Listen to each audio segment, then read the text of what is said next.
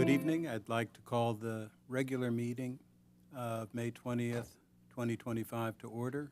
Please join me in the Pledge of Allegiance. I pledge allegiance to the flag of the United States of America and to the republic for which it stands, one nation, under God, indivisible, with liberty and justice for all. Okay. Roll call, please. Or clerk, please call roll. Councilmember Reyes-Martin. Here. Councilmember Kiriakou. Here. Councilmember Smith. Here. Mayor Pro Tempore Kasdan. Here. And Mayor Perotti is absent. Thank you. Before we begin, we'd like to introduce our live Spanish interpretation service for tonight. Buenas noches, tenemos interpretación al español disponible si alguien prefiere. Hay auriculares en la sala contigua. Good evening, we have interpretation into Spanish available. If anybody prefers, we have headsets in the next room. Thank you, gracias.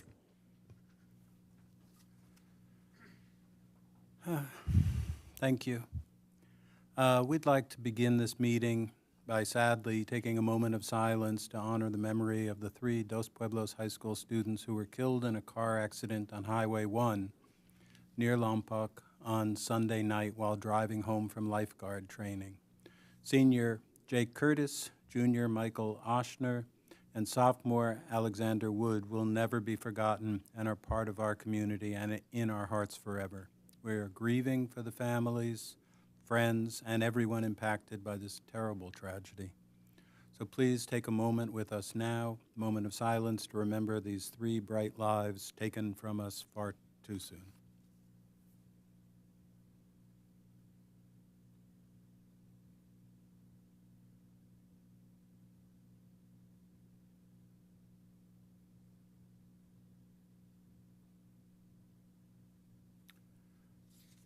Okay, thank you. City Attorney, do we have a report from closed session? Thank you, Mayor Pro Tem. For the one closed session item read into the record earlier this evening, we have no reportable action. Thank you. At this time, we will have public forum. This is for those items not on tonight's agenda, but within the subject matter jurisdiction of the city. Clerk, do we have any speakers for public forum?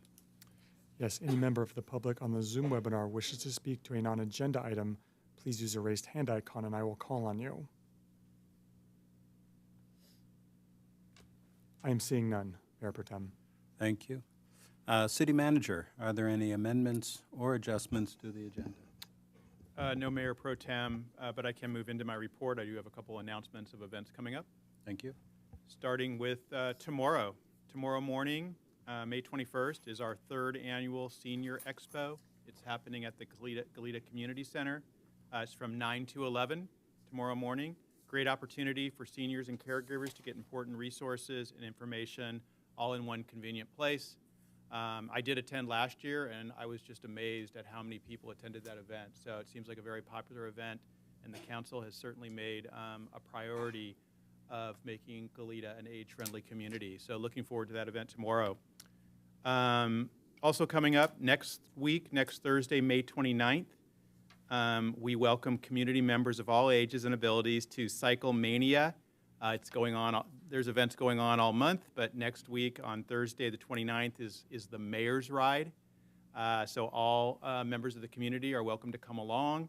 The 3 mayors on the South Coast will be there. The ride is led by our own Mayor Paula Perotti. She will be back for that ride. She enjoys that event. That event, let's see, it's a leisurely ride. It's probably only about a mile long. It's going to focus on Old Town Goleta and some of the improvements that are going on down there. Should be a good group. It will start at the Trek, Trek bike, Trek Bicycles in Old Town. That's 320 Kellogg Avenue, and there'll be more information coming out in a press release. And that's it. Thank you. Clerk, please read the consent calendar.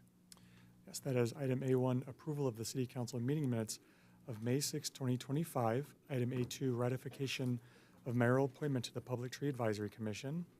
Item A3, Amendment Number 1 to Agreement 2023-054 with Paradigm Picture SB for broadcast and video programming services. Item A4, assignment of existing agreements for professional publishing services, Quality Code Publishing to General Code LLC, and Amendment 5 to increase the agreement funding. Item A5, acceptance of the February 2025 check register.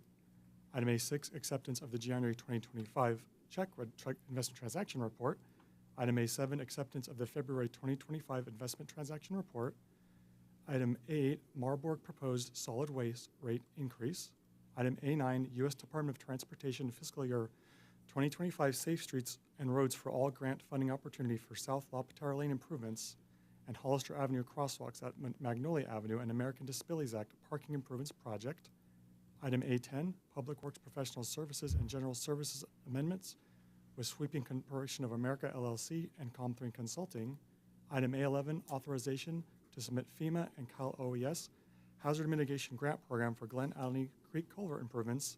And item A12, utility services for the Goleta Train Depot CIP 9079 located at 27 South La Patara Lane. Thank you. Do any council members wish to pull any items from the consent calendar? I don't know if it needs a pull, but I had a comment on A8. Okay. So shall we turn to that first? And forget our usual, but would you like to make that comment? Sure, first if we're thank not you. pulling it? I just wanted to flag this. I know in some years when, Which one is that? I'm sorry, this A8 is the Marburg proposed rate increase. Okay. I know when there's rate increases that reach a certain threshold, that there's a public hearing and so forth, and I just wanted to flag that in this case, because it doesn't, the proposed rate doesn't reach that threshold, that there's not a public hearing, but the overall, like when you calculate it all together, the overall proposed increase is the 3.63%. So I just wanted to just flag that for transparency purposes. Good, thank you. Anyone else have any comments? Okay. Then do we have any public speakers for any of the items on the consent calendar? Yes, any members of the public on the Zoom webinar wishes to speak to any consent item, please use raised hand icon and I will call on you. I'm seeing none. Okay, can I get a motion?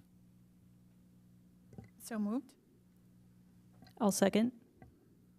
Okay, roll call. Okay. Councilmembers Dulock in your votes. Councilmember Reyes Martin. Aye. Councilmember Carriaco. Aye. Councilmember Smith. Yes? Mayor Pro Tem Casden. Aye.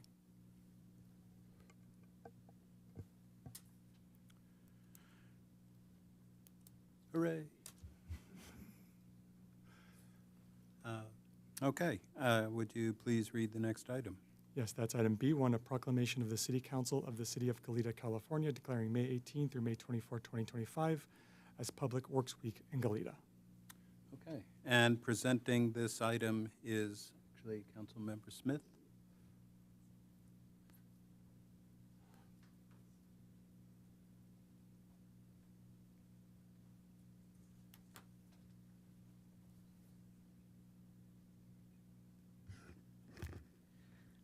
Okay.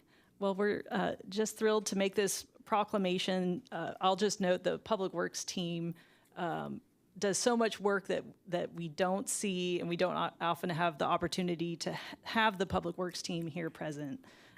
So we're excited to share that this is a proclamation of the City Council of the City of Goleta, California, declaring May 18th through May 24th, 2025 as Public Works Week in Goleta. Whereas National Public Works Week was established in 1960 by the American Public Works Association and is celebrated across North America to energize and educate the public on the importance of the contribution of public works to their daily lives. And whereas National Public Works Week is a celebration of the tens and thousands of men and women in North America who provide and maintain the infrastructure and services collectively known as public works. And whereas the week seeks to enhance the prestige of the often unsung heroes of our society, the professionals who serve the public good every day with quiet dedication And whereas the City of Goleta Public Works Street Division is responsible for maintaining the city's infrastructure, including sidewalks, pedestrian bridges, signage, traffic signals, city-owned buildings, storm drains, channel cleanup, street sweeping of the right-of-way, striping and markings, 86 miles of city streets, and 36 landscape street medians, and a roundabout. And whereas the City of Goleta Public Works Park and Open Space Division is responsible for maintaining 16 city parks, 14 open spaces totaling approximately 515 acres, including the Elwood Mesa Monarch Butterfly Habitat, Lake Los Carneros, numerous recreational trails, playgrounds, turf fields, picnic areas, and whereas the department manages a combined total of over 12,400 trees in the city's park and open spaces and in the public right-of-way. And whereas, as part of our Public Works Week celebration, the City of Goleta would like to recognize our own Public Works Department for their ongoing contribution to serving the public every day. This year's theme, People, Purpose, Presence, highlights 3 cornerstone ideals that motivate public works professionals to serve in their communities every day. So now, therefore, it be it resolved, the City Council of the City of Goleta does hereby proclaim the week of May 18th through May 24th as Public Works Week in the City of Goleta and calls upon all residents, businesses, civic organizations to acquaint themselves with the issues involved in providing our public works and to recognize the contributions which public works professionals make every day to our health, safety, comfort, and quality of life. Congratulations.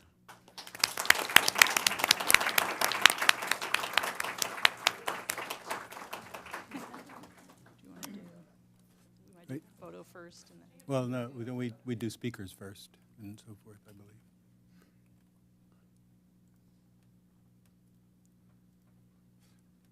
And before we do pictures, I had a question for you. I believe we have an event coming up soon associated, or you might have been planning on making that as part of your comments, but beat you to it. That's okay. I would have forgotten, so thank you.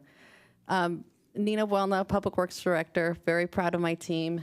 So we do have an event tomorrow where we'll be celebrating Public Works Week. You can touch a truck, place asphalt, and it's at the Camino Real Marketplace from 4 to 6. So come one, come all. It'll be a lot of fun. So, what trucks will you have at this event tomorrow between 4 and 6? We'll have some trucks from Goleta West, Goleta Water Districts, our trucks, and our equipment. Will there be a garbage truck? There will be a garbage truck, thank you. How about a bulldozer? A mini bulldozer. And will kids be able to climb up into Kids will be able to seat? climb. We'll have prizes. They get to go fishing for prizes. It'll be a lot of fun. That sounds great. Are there any public comments? If any member of the public wishes to speak to this item, please use the raised hand icon and I will call on you. I'm seeing none, Mayor Pro Tem.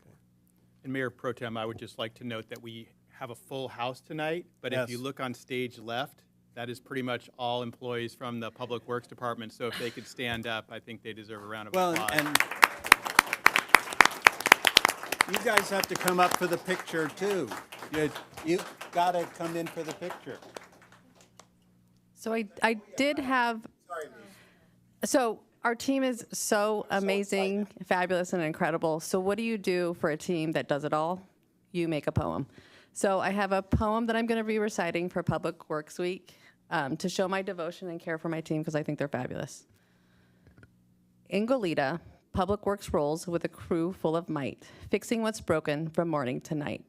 With 7 divisions and 33 pros on a mission, we tackle the work with skill and precision. From trees to creeks, from parks to drains, we power the signals and clear clogged lanes. Streetlights are glowing, our roads stay maintained, we hustle all day through sunshine and rain. Transportation and development engineering leads the way, blending safety and service in the public right-of-way. With engineers skilled and responsibilities wide, they build, review, and enforce with pride. Street maintenance keeps our infrastructure right, from patching roads, fixing sidewalks to signals and lights. They stripe the roads and answer each call, no job too small, they handle it all. CIP pushes out the project delivery process every time, making sure all our projects fall in line. The job, with construction management sharp and prime, the job gets done on budget and time. No task too complex, no deadline too rough. With our engineers, we're more than enough. Environmental services protects our creeks and more, managing permits and zero waste at the core. They lead with care and keep Goleta clean and true, ensuring a greener future for me and for you. Parks and open space protects what we love, from wild trails to habitats treasured above. They maintain our parks serene and bright, preserving nature with their might. Administration is our steady hand, guiding the ship with every plan. They manage our budgets, our people, our pace, and keep every project in its place. 12,000 trees, we've pruned every limb. 86 centerlane miles, we keep them prim. Creeks and coastline, gutters and signs, all in a week's work and still done on time. Storm drains and bridges, all in our care. We maintain it all with grace and great flair. So here's to the team who clears every jam, who answers the call, no matter the plan. Public Works rocks, it's easy to see. We're the heart of Goleta from A to Z.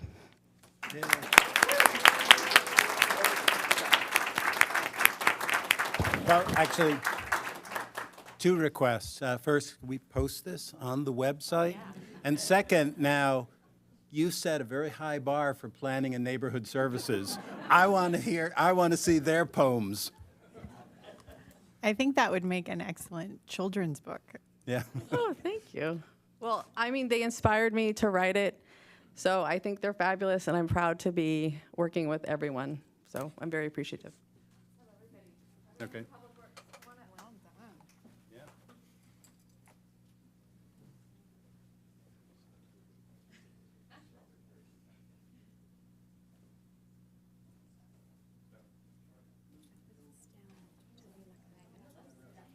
No, I'm okay right now.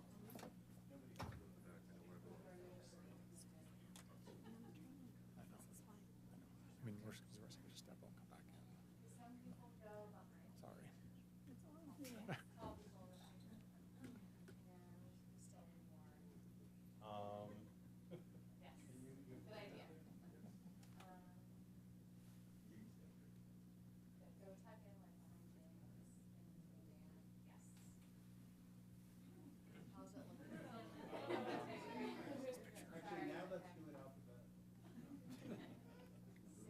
Sarah, move this way a little bit so we can see you pop in. Do we see everyone's heads? You guys.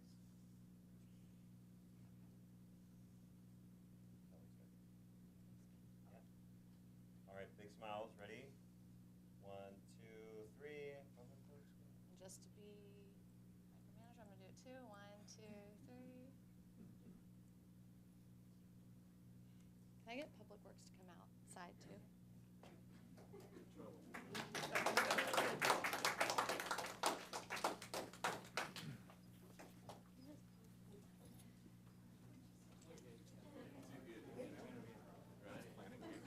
I know. You got a tough act to follow.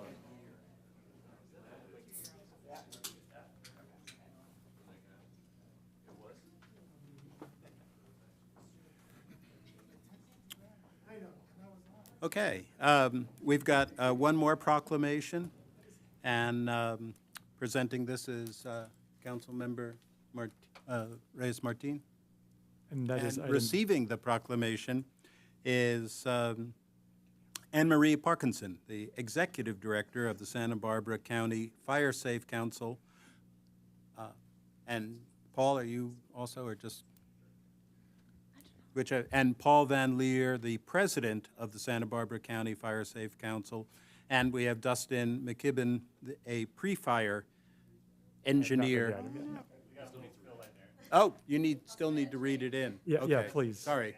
And that is item B2, a proclamation of the City Council of the City of Goleta, California, recognizing the month of May 2025 as Wildfire Community Preparedness Month. Thank you. Okay. Thank you. Well, I'm so glad to present this proclamation that I will read for the audience. This is a proclamation of the City Council of the City of Goleta, California, recognizing the month of May 2025 as Wildfire Community Preparedness Month. Whereas wildfires are becoming increasingly prevalent and dangerous, posing a greater risk to people and property than ever before. And whereas Santa Barbara County has a well-documented history of wildfires, which have become more common and severe due to long-term drought and climate change that impact the community regardless of where they live. And whereas the Santa Barbara County Fire Safe Council, Santa Barbara County Fire Department, and emergency preparedness organizations work closely with one another and with other partners to respond to and reduce the risk of wildfires. And whereas Wildfire Community Preparedness Month encourages everyone to do their part by participating in fire prevention and preparedness activities at home, work, and school, and marks the beginning of a year-long effort to improve wildfire awareness and safety.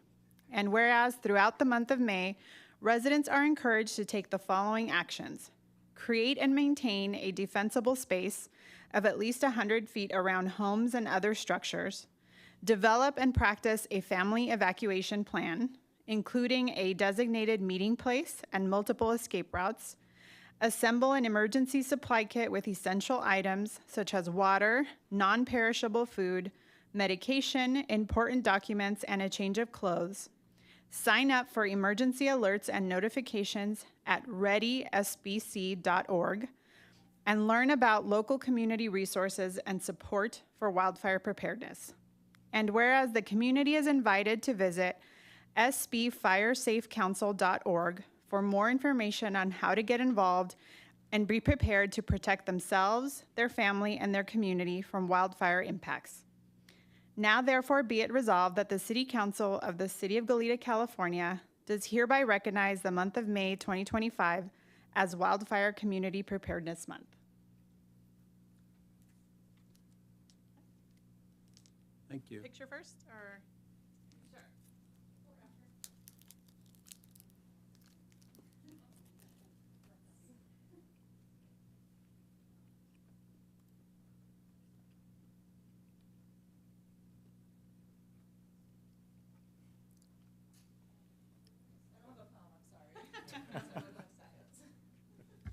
I was recommended to do an interpretive dance, but I'll spare everyone the secondhand embarrassments.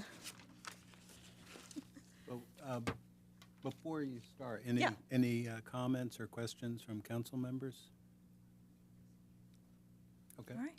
I'll just, as a notice for those, we have one of the discussion items coming up is about amending our fire hazard severity zone map. And so your work and your presentation fit right in, and I guess you'll be here for that too, I think, right? Fred will be here. Okay. So Yes. if my staff want to stay. All right, well, thank you. Yeah, you have something. I want to thank you guys for this important recognition and proclaiming May as Wildfire Preparedness Month. It's a proclamation that serves a powerful reminder to our community about the very real threat of wildfire that we are facing and the responsibility that we all share in preparing for it. In Santa Barbara County, as you all know, we've experienced our fair share of wildfires, from the 1955 Refugio Fire, the 1990 Painted Cave Fire, 2018 Thomas Fire, amongst many others, each one leaving a lasting impact on our communities. And we also watched with heartbreak and the destruction in places like Paradise, Lahaina, and most recently Los Angeles. And these tragedies reinforce two sobering truths. One, wildfire is no longer a seasonal threat, it's a year-long threat. And two, these unprecedented wildfire catastrophes can happen almost anywhere if we do not remain vigilant and prepared. And so that's why awareness and preparedness is more important now than ever. And I want to take a moment to also recognize and thank those who work every day to keep us all safe. County Fire, which provides the fire protection services for the City of Goleta, the Office of Emergency Management, City of Goleta staff, Fire Council team, and other emergency preparedness organizations and nonprofits. It's their dedication to public safety and community resilience that is truly commendable. However, preparedness is cannot just rest on the agencies and organizations alone. It takes all of us as a community, as neighbors, as families to come together to step up. Because at the end of the day, when there's a disaster, it's the community, the people that must harden their homes, they must have their to-go bags ready, they must evacuate, and they must support one another. And it's community-based programs like Fireways USA that offer a framework to help neighborhoods and help communities work together to reduce the risk and improve the readiness. And it's important to know that Fireways is not just about insurance discounts. It's about getting to know your neighbors, building those connections to ultimately one day maybe save your neighbor's life. And by proclaiming May as Wildfire Preparedness Month, we're helping raise awareness, empower our residents, and strengthen our community's resilience. And so on behalf of everyone who's committed to wildfire safety, I want to thank you all. And I'm sorry again, this is not a beautiful poem or interpretive dance. Next time. I don't know, Fred, if you want to say a few words. Anyone else? I think I'm going to be saying enough later, and then Anne Marie has really covered it all. Okay. Thanks, Fred. Do we have any public speakers on this? Any member of the public wishes to speak to this item, please use the raised hand icon and I will call on you. I'm seeing none, Mayor Pro Tem. Okay. Then, yeah, let's get some pictures.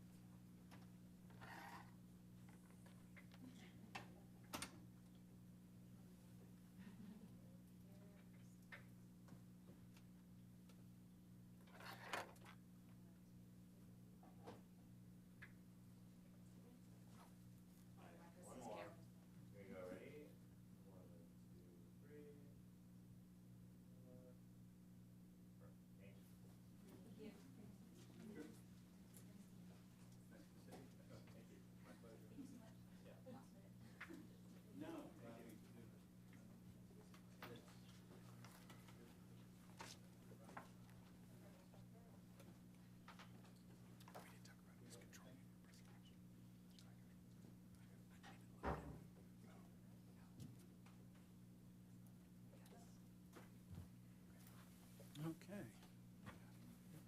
The rest of our work is all seated.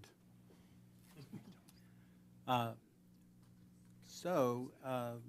see.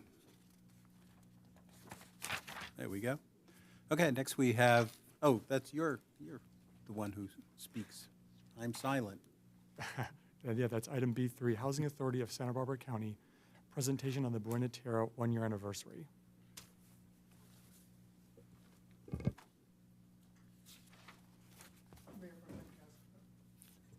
Mayor Pro Tem Kasdan, we're having some technical issues, Oh, would you like a but I can short get break? started. Thank you, Mayor and Council. At the request of the Homelessness Issues Standing Committee, and also in honor of the one-year anniversary of Buena Tierra, we've invited the County Housing Authority, or the Housing Authority of the County of Santa Barbara, to present on the progress of Buena Tierra. And just a reminder, and for you and for the public,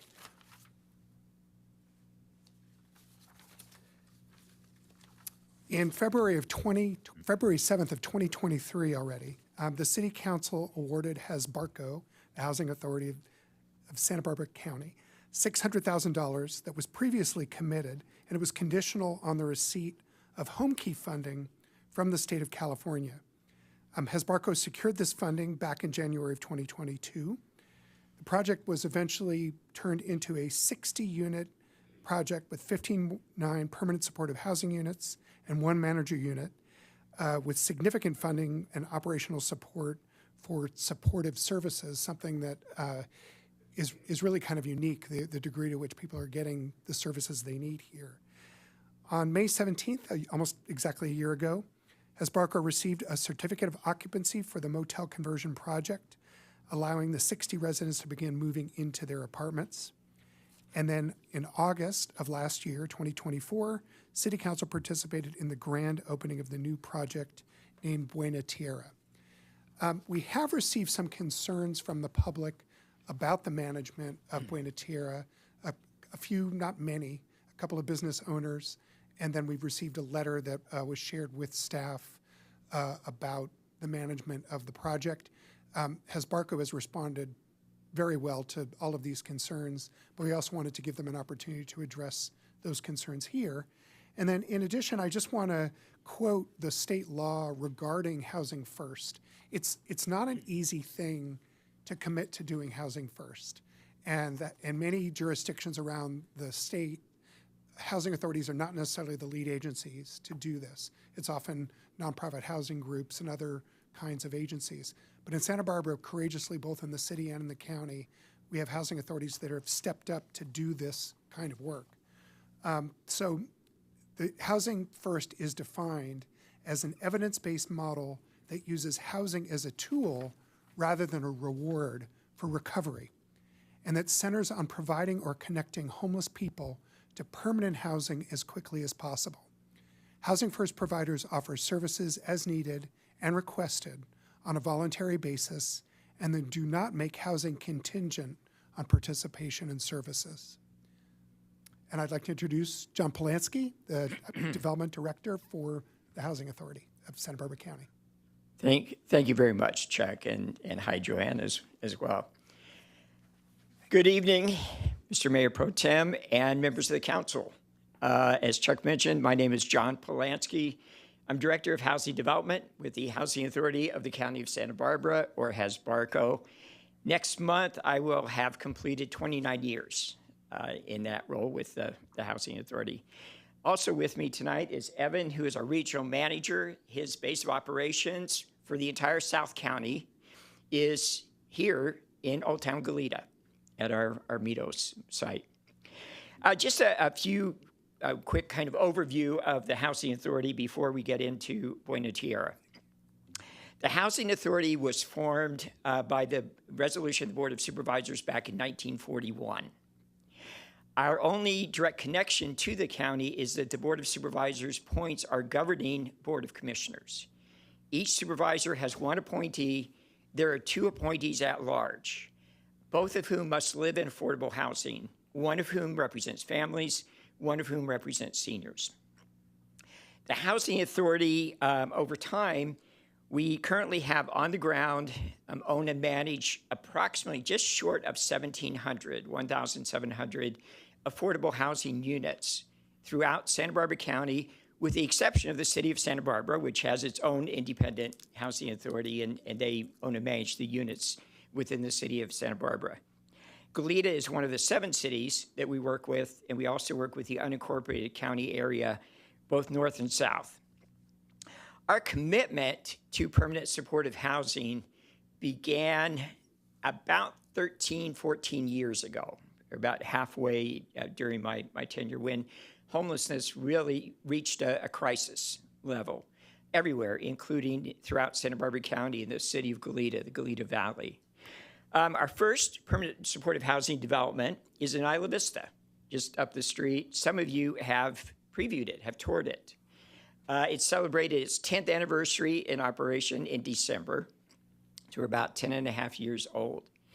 Since then, prior to Buena Tierra, we had developed a total of 6 permanent supportive housing developments spread throughout the county.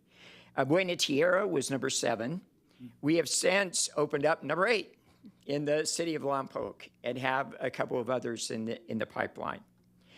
So we have we have 319 permanent supportive housing units of the close to 1,700. So the commitment that the Housing Authority has made to housing the most vulnerable citizens, people experiencing homelessness, is that approximately 20% of the total number of units that we own and manage in Santa Barbara County is permanent supportive housing with robust support services. It is not easy work. I think all of you that have done the point in time count, I know I'm speaking to the choir with Chuck and Joanne, but those of you who have gone out and you've seen the encampments or you've interacted with folks experiencing homelessness, permanent supportive housing is challenging. It's not easy work. To give you an idea, the permanent supportive housing stock is approximately 20% of our total number of units that we own and manage. The staff time, though, for that 20% is about 40% of staff time is spent with permanent supportive housing, and over 40% of what the Housing Authority spends on support services goes to those 20% of the units. So for a lot of various reasons, it is challenging, but extremely rewarding work, which is why we do it. I'm not going to read, all of you can read. I know the PowerPoint, so it's a relatively short PowerPoint, but it talks about the history. Chuck mentioned it. I do want to, while that's up there, really thank the city of Goleta. Starting with Mayor Perotti and I first met our first go-round when we tried to get the Super 8. And we were all very disappointed that we didn't. When we had a second bite at the apple and we were successful, the city stepped up to the plate right away, as did the County of Santa Barbara, to provide the matching funds that made our home key application successful. So I really do appreciate that support. And it's continued. I know that Evan and Chuck just had a meeting a few hours ago talking about support services there at Buena Tierra. Okay, next slide. Chuck already mentioned the Housing First, so this is going to be an easy PowerPoint. Do you want to talk at all about the evictions there, John? That will be next. Okay. That will be the next thing. I will mention, though, for those that would like to look it up, Senate Bill 1380, Chapter 847, Statute of 2016, are the Housing First guidelines that must be followed when you have state funding, such as home key. So for those who would like to read the entire thing, Chuck read a really good, significant portion of it. But it talks about the principles that we need to follow, and we're happy to follow them because we house people. That's our goal. So there's 1380. Okay, so while we have this on the board, I actually wanted the most up to date because unfortunately not all of the information, and it's shocking that the council has heard, is accurate. There has been some misinformation as happens. So I wanted the council to have the up-to-date information the year in to Buena Tierra. We have had 14 of the 60 original tenants leave in some type of way that might be seen as less than voluntary. I'll start with the really unfortunate occurrences that do happen in permanent supportive housing. We've had 2 people pass away of that 14. One actually was involved in a car accident while a pedestrian near the 7-Eleven. Another one passed away of cancer. These are really unfortunate. These are situations that happen. Each of our permanent supportive housing units that have been on the ground more than 3 or 4 years, unfortunately, being unhoused is really a lot of stress, a lot of the body just goes through things that we're really not meant to go through. The only light, and when I've spoken to some of the residents that know this individual, is that the person, when they became very sick and he ultimately passed away, they were housed.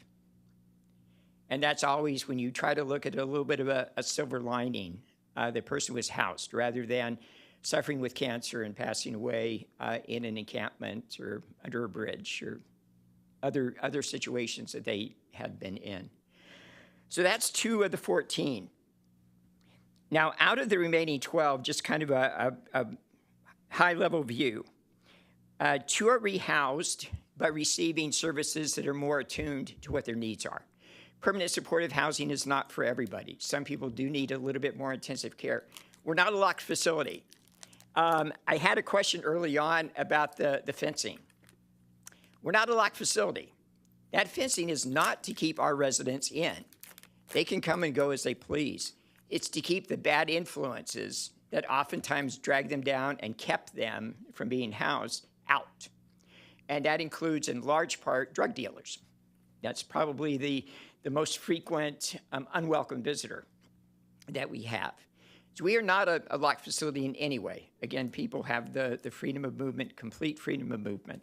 In fact, Housing First, when you read that Senate bill, and I'm sure you will, says that we cannot require that residents take the services that are offered there. Even though they're offered on site, we have Good Samaritan Shelter, we have some AmeriCorps volunteers, at least for now, and we have others that are providing on-site support services. We cannot require, as a condition of tenancy, that the person take the services.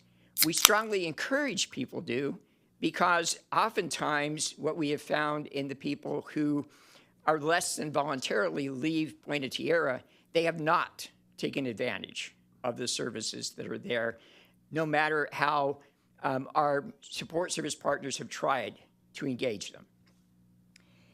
So the two have retained services with Good Samaritan and are not on the street. So in other words, they're probably at Hedges or some other shelter situation, transitional housing that has a little bit more control than the permanent supportive housing we have. Two, unfortunately, are incarcerated. Two are in jail. Three are back on the streets, which is not good news. Nobody wanted to see that. I'll be talking a little bit more about how that might happen to individuals. And three actually relocated with their voucher. Many of the folks who are there have housing choice vouchers, otherwise known as Section 8, and they can actually move to other units that we own, because we accept housing choice vouchers and everything we own, but they can also move into the private marketplace anywhere they need to go with that voucher, as long as the landlord accepts the Section 8 voucher. Of the folks that did not take advantage of the services offered there and were on the streets, we had to serve two folks with unlawful detainers due to drug possession, drug packaging in the unit, and drug sales. Fentanyl is unfortunately often the drug of choice, and it really is a very dangerous drug. While we're really concerned about each individual who lives in our 1,700 units, we also have to be concerned about the other residents. We have to be concerned about our staff, and we have to be concerned about our neighbors, whether it's neighboring businesses or the community members in the neighborhood. So that has to be tempered, our concern for the individual, with the concern for the safety of others who are around. Again, not a locked facility. Four were served unlawful detainers because of assaults on a tenant or staff. That is an offense for which there's really no going back. A physical attack with or without a weapon, but a couple of these were with weapons, that there's no going back in our particular housing. Now, some of those folks were, again, through Good Samaritan, through others, were able to be placed in other housing situations. Not all landed on the streets, but they could not stay housed in Buena Tierra with that having been the case. There were others that had other health and safety. One example is an individual that threw heavy items off the second-story balcony without regard of who might be down, and could be severely injured by the heavy items hitting. And again, violent behavior and possession of drugs. The other thing that's often misconstrued about Housing First is one of the barriers that we remove that most shelters and other types of transitional housing don't is the person does not need to be off everything. In other words, we are not a clean and sober environment. We are an apartment building that provides very robust support services. It is, again, permanent supportive housing, not a drug rehab facility. But to the extent that use of alcohol or drugs, which are, in the case of, say, marijuana, which has some legality issues, it's only the behavior then that could cause the eviction. Somebody having a couple of beers in the refrigerator will not be a cause for eviction in Buena Tierra or any of our permanent supportive housing units. If, however, they have a six-pack and it relates to then violent behavior, it's the behavior, not the beer, that is going to lead to a possible eviction for the individual. Again, that oftentimes is misconstrued with the Housing First model. Finishing up on the folks that are no longer there, we actually had one resident, only one, that was strictly failure to pay rent. That's also in the Housing First guidelines. But this was after, I believe, 8 months, and with Good Samaritan continually trying to work with them. They had income. Again, the individuals only have to pay approximately 30% of whatever their income is. So it's not the case that you hear a lot of folks in market rate units where they're paying 50, 60, 70% of their income for rent. This is approximately 30%, but it is a requirement. It's a requirement of all the different programs, including the Section 8 program, that the individual who has income pay approximately that 30% of their income. This individual has a fixed Social Security income. They're receiving it every month and kept refusing to pay their share of the rent, despite continual efforts by the case managers at Good Sam to engage with the individual. So that, again, in Housing First, when you read that Senate bill, it has no pictures, but it is kind of interesting reading. Failure to pay rent is a cause for eviction because Housing First requires that we have an individual lease, tenant, housing authority. You have a lease. Again, it's an apartment building that has robust support services. And that flip side to that is the responsibility of the individual that they take on in moving into permanent supportive housing, one of which is to pay the share of the rent. We have all kinds of workouts that we're willing to do for folks, but folks who absolutely refuse after 8 months, we really have, again, no options because we can't treat them any differently than what we require of the other residents. And then 3 of the 14, the final 3, asked to be relocated to the private marketplace with their Section 8 vouchers. One individual has a child. Those of you who toured the units, they're small units, a 1-year-old child and an adult. It could be a little bit crowded, particularly as that 1-year-old child does what children do and grows. So they actually took their voucher and got a larger unit.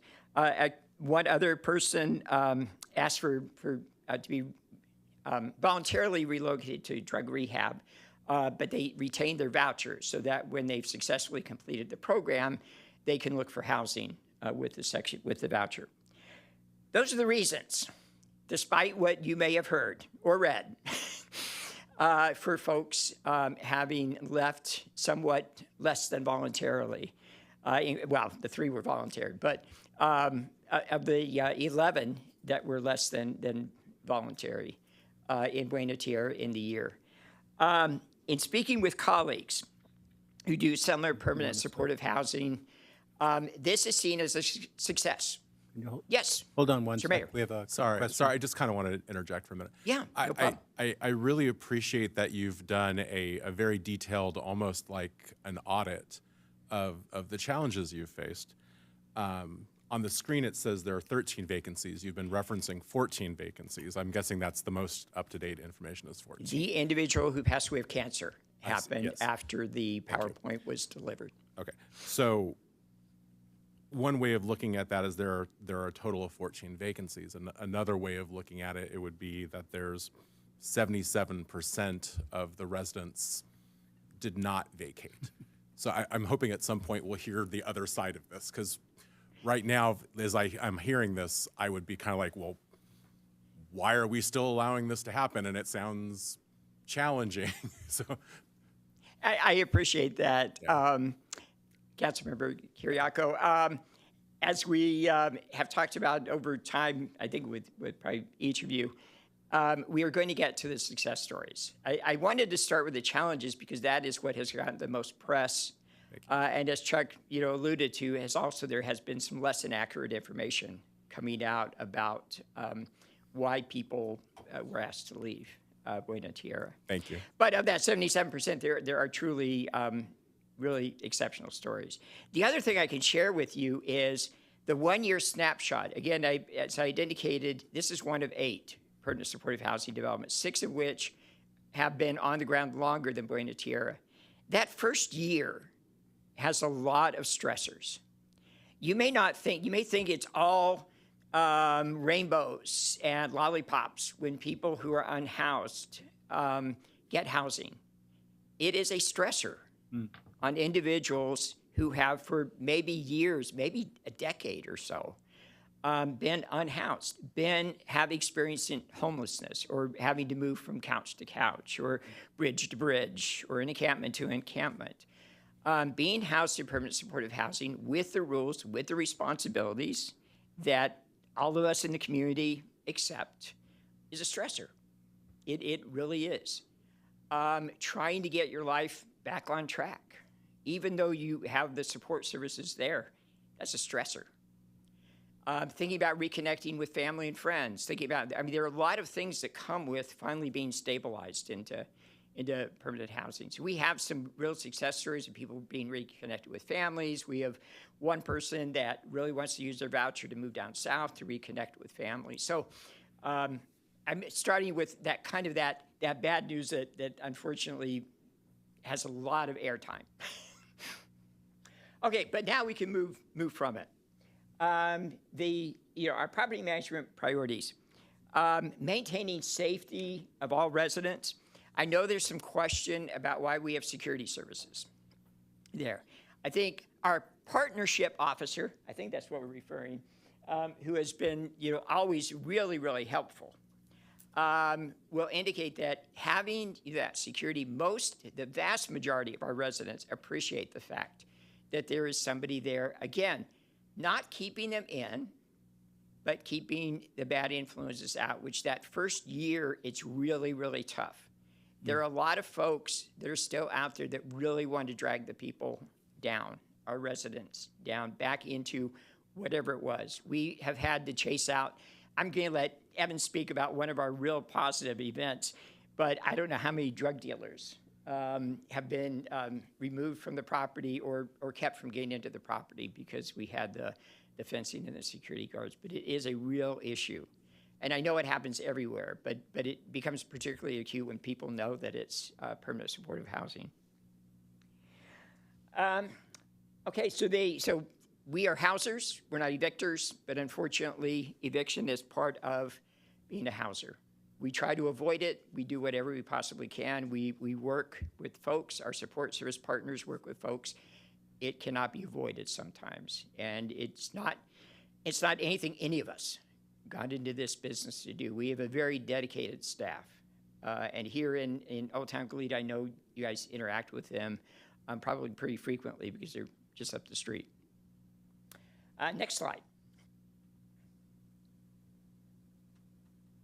Okay, let's leave that slide up. Let me call up Evan before we get off into the other two projects to talk about one event that happened and one that's coming up. That's really exciting.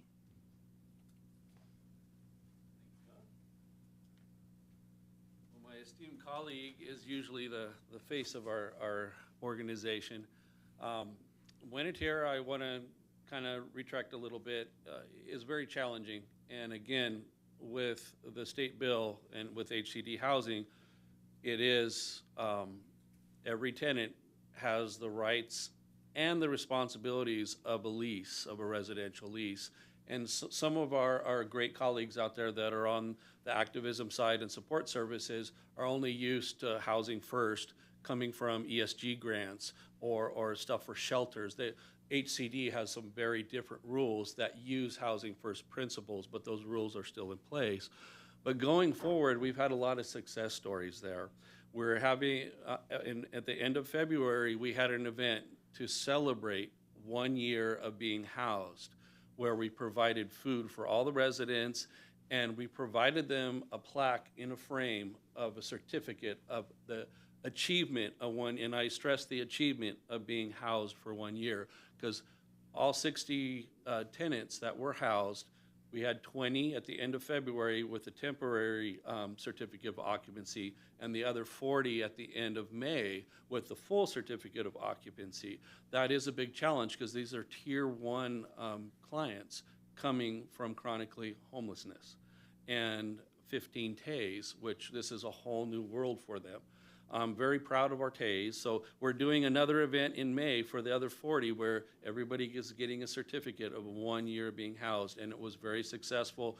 We had raffle prizes, we had everything, and those are the things that people aren't talking about, but it's very, very positive. And I'm very proud of 4 of our TAs. We have 4 that are moving on.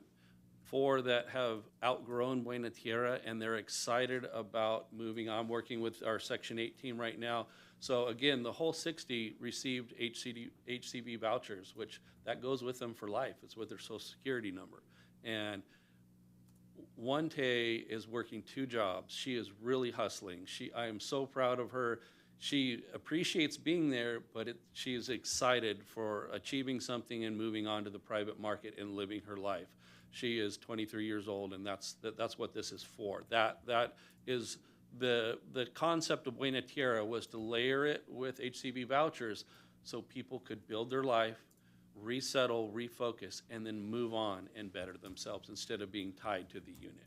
And we have the 2 other are also working full-time jobs. These 2 boys I'm very proud of, young men I should say, and they're working full-time, and they're paying the full 30% of their rent, and they're getting up to about $1,000 a month because they're making so much money. That's very successful. One of our chronically homeless, Vash, I'm very proud of him. He is ready to move on and move closer to family down south in Georgia, and he is receiving his Social Security, and he's working a part-time job just to stay busy, and he's excited to move on and take that gift of that HCB voucher that he'll have forever. So those are some of the success stories. It's not all negative, but the challenges, because the majority of our tenants there are coming in with severe mental health issues and addiction issues. And again, we'll stress for some of the community that does, well, why are we housing people that are drug addicts? Well, you know what? Housing first does not, that's one of the first things. Entry into the program does not rely on housing readiness or sobriety. But again, for those that are against some of our evictions, we have the reliability of a property owner, and we have to protect the safety of everybody.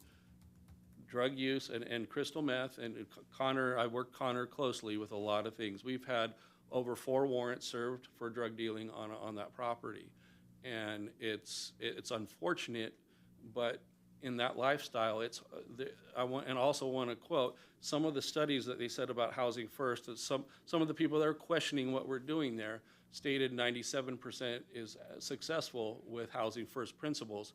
Well, the other part of that study wasn't mentioned. They only used that. It's 75 to 97% has proven successful, and I want to stress that. And I think with the amount of people that we have there that are being successful, that are still housed coming after a year, I think that's a great win, because I don't understand how somebody could think, well, how can, let's say 12 people leave. Well, I think that's a success story out of 60. So, thank you. Thank you, Evan. We love acronyms. And so I will be the acronym police. When he referred to TAY, that is Transition Age Youth. And as you recall, one of the big goals that we had, this is actually the first time that we've had units set aside for transition age youth. And these are the folks who are aging out of foster care. And as many of you know, once you turn 18 and the foster care payments stop, that oftentimes is happy 18th birthday and with the bags packed. And that happens without any recourse for the young person, and oftentimes that does result with them being unhoused, with them experiencing homelessness. So these 18 to 24-year-old transition age youth time period, 15 or a good 25% of the units are set aside for the transition age youth. And I have to say, and you probably got it from Evan, they have been our biggest success stories, quite frankly, is the transition age youth and the veterans through the Veteran Administration Supportive Housing Program, the VASH that he mentioned. For different reasons. I mean, the transition age youth were really looking just for some place to stabilize, to have a place that they could call home, that was affordable, that was safe, decent housing, so that they can figure out then what it is that we want to do. Now, some of you who went to the grand opening, ribbon cutting, remember that Jiffy Lube stepped up to the plate and said, whoever here. Well, we've had a couple people try out the program. It was a little too fast-paced, a little, so hasn't quite worked out, but we really appreciate that potential partnership and the fact that other businesses have come in and hired a number of the transition age youth and the veteran part-time. So we do really appreciate that. We're still working on Jiffy Lube. We really want to take them up on that offer. The other business that really stepped up to the plate is Yardi. As many of you remember, there was a Yardi spokesperson there at the ribbon cutting. When we had the groundbreaking of sorts, it's an unusual groundbreaking when you have an existing building, but we had a groundbreaking. Not Yardi spoke and pointed out the unit in the Super 8 where he stayed when he was searching for a site. And it happened to be walking distance from the Yardi's headquarters, just up the street. Yardi initially committed $30,000 to help with household goods. Part of Home Key, and then our associated nonprofit, Surf Development, stepped up to the plate to make sure that all 60 units were furnished. So they were fully furnished with the basic furnishings, but not household goods. We didn't have really the funding for that. So Yardi said, okay, we will commit $30,000 to providing household goods. It was more than that. Surprise, surprise. And so they ended up saying, whatever it costs to furnish the household goods that these individuals will need, knowing that they're, again, coming out of experiencing homelessness, whatever that looked like, it ended up being $48,300 or $805 a unit that Yardi ended up donating. My business challenge, and we are Chamber of Commerce members, so I do interact, is for other businesses to step up to the plate now that it's been a year and we've had some people leave. Give folks a chance with jobs, provide maybe, some donations to help individuals. Dress for Success clothing to go with an updated resume is a real need all the time. We had Deckers really step up to the plate for Pescadero Lofts. We really would appreciate that again. So that's my little commercial. I promise that is my only commercial sponsor, unsponsored commercial for that. But I'm hoping, Councilmember Kiriakou, it's not like everybody that isn't no longer there is stabilized and working and moving forward. People go at very different paces. Pescadero Lofts, as I said, celebrated 10 years in December. We still have some original residents from 10 and a half years ago who are there. Most have left, connected with family. Unfortunately, a few have passed away. But there's still a few people there because their journey has been very slow and very uneven. And that is a very individualized story. It's not something where we give demerits to individuals that don't constantly move forward. But after the 1 year, we hope you'll agree that it's been worthwhile for the city support, and I will wrap it up. Thank you. But I will entertain, of course, any other questions. Do council members have particular questions? I have a question. Okay. Thank you for the presentation and the information. I guess one of the questions that jumped out to me, especially on the slide where you list all the on-site services, are any of those services threatened by potential funding cuts either at the federal or state level? The short answer is possibly. I mentioned AmeriCorps Volunteers being an important component. I think you've all read the papers. I mean, that's a program that is looking to be zeroed out. That would be a hit to several of our sites, including Buena Tierra, where they've been really important partners. And that's why I wanted to do that little commercial message, because we just don't know what's going to happen. Right now, everything is status quo, but we just don't know. So it is possible.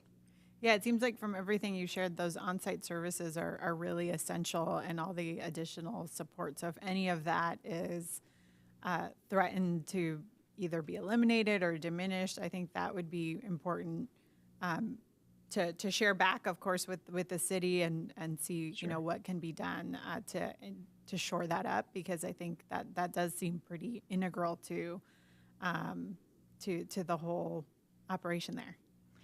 Housing retention is tied directly to the support services, to the level of support service. And individual success is tied directly to their engagement with support services, although we can't require it. Did you want to add? Were you? Oh, okay. Yeah, no, I thought Councilmember Smith. Yes. One question I had is about for folks who are transitioning out, are people experiencing discrimination in relation to the housing choice vouchers? That we have not seen. Okay. And we've been really fortunate. I'll look over to Evan. We've had several successful individuals. The transition age youth, you might think, with their vouchers, but yeah, we have had success with the individuals. We have some really great landlords. We have some longtime landlords that when I came on board 29 years ago, have been landlords the entire time. I really do have to give a shout out to our landlord community, particularly here in the Goleta Valley.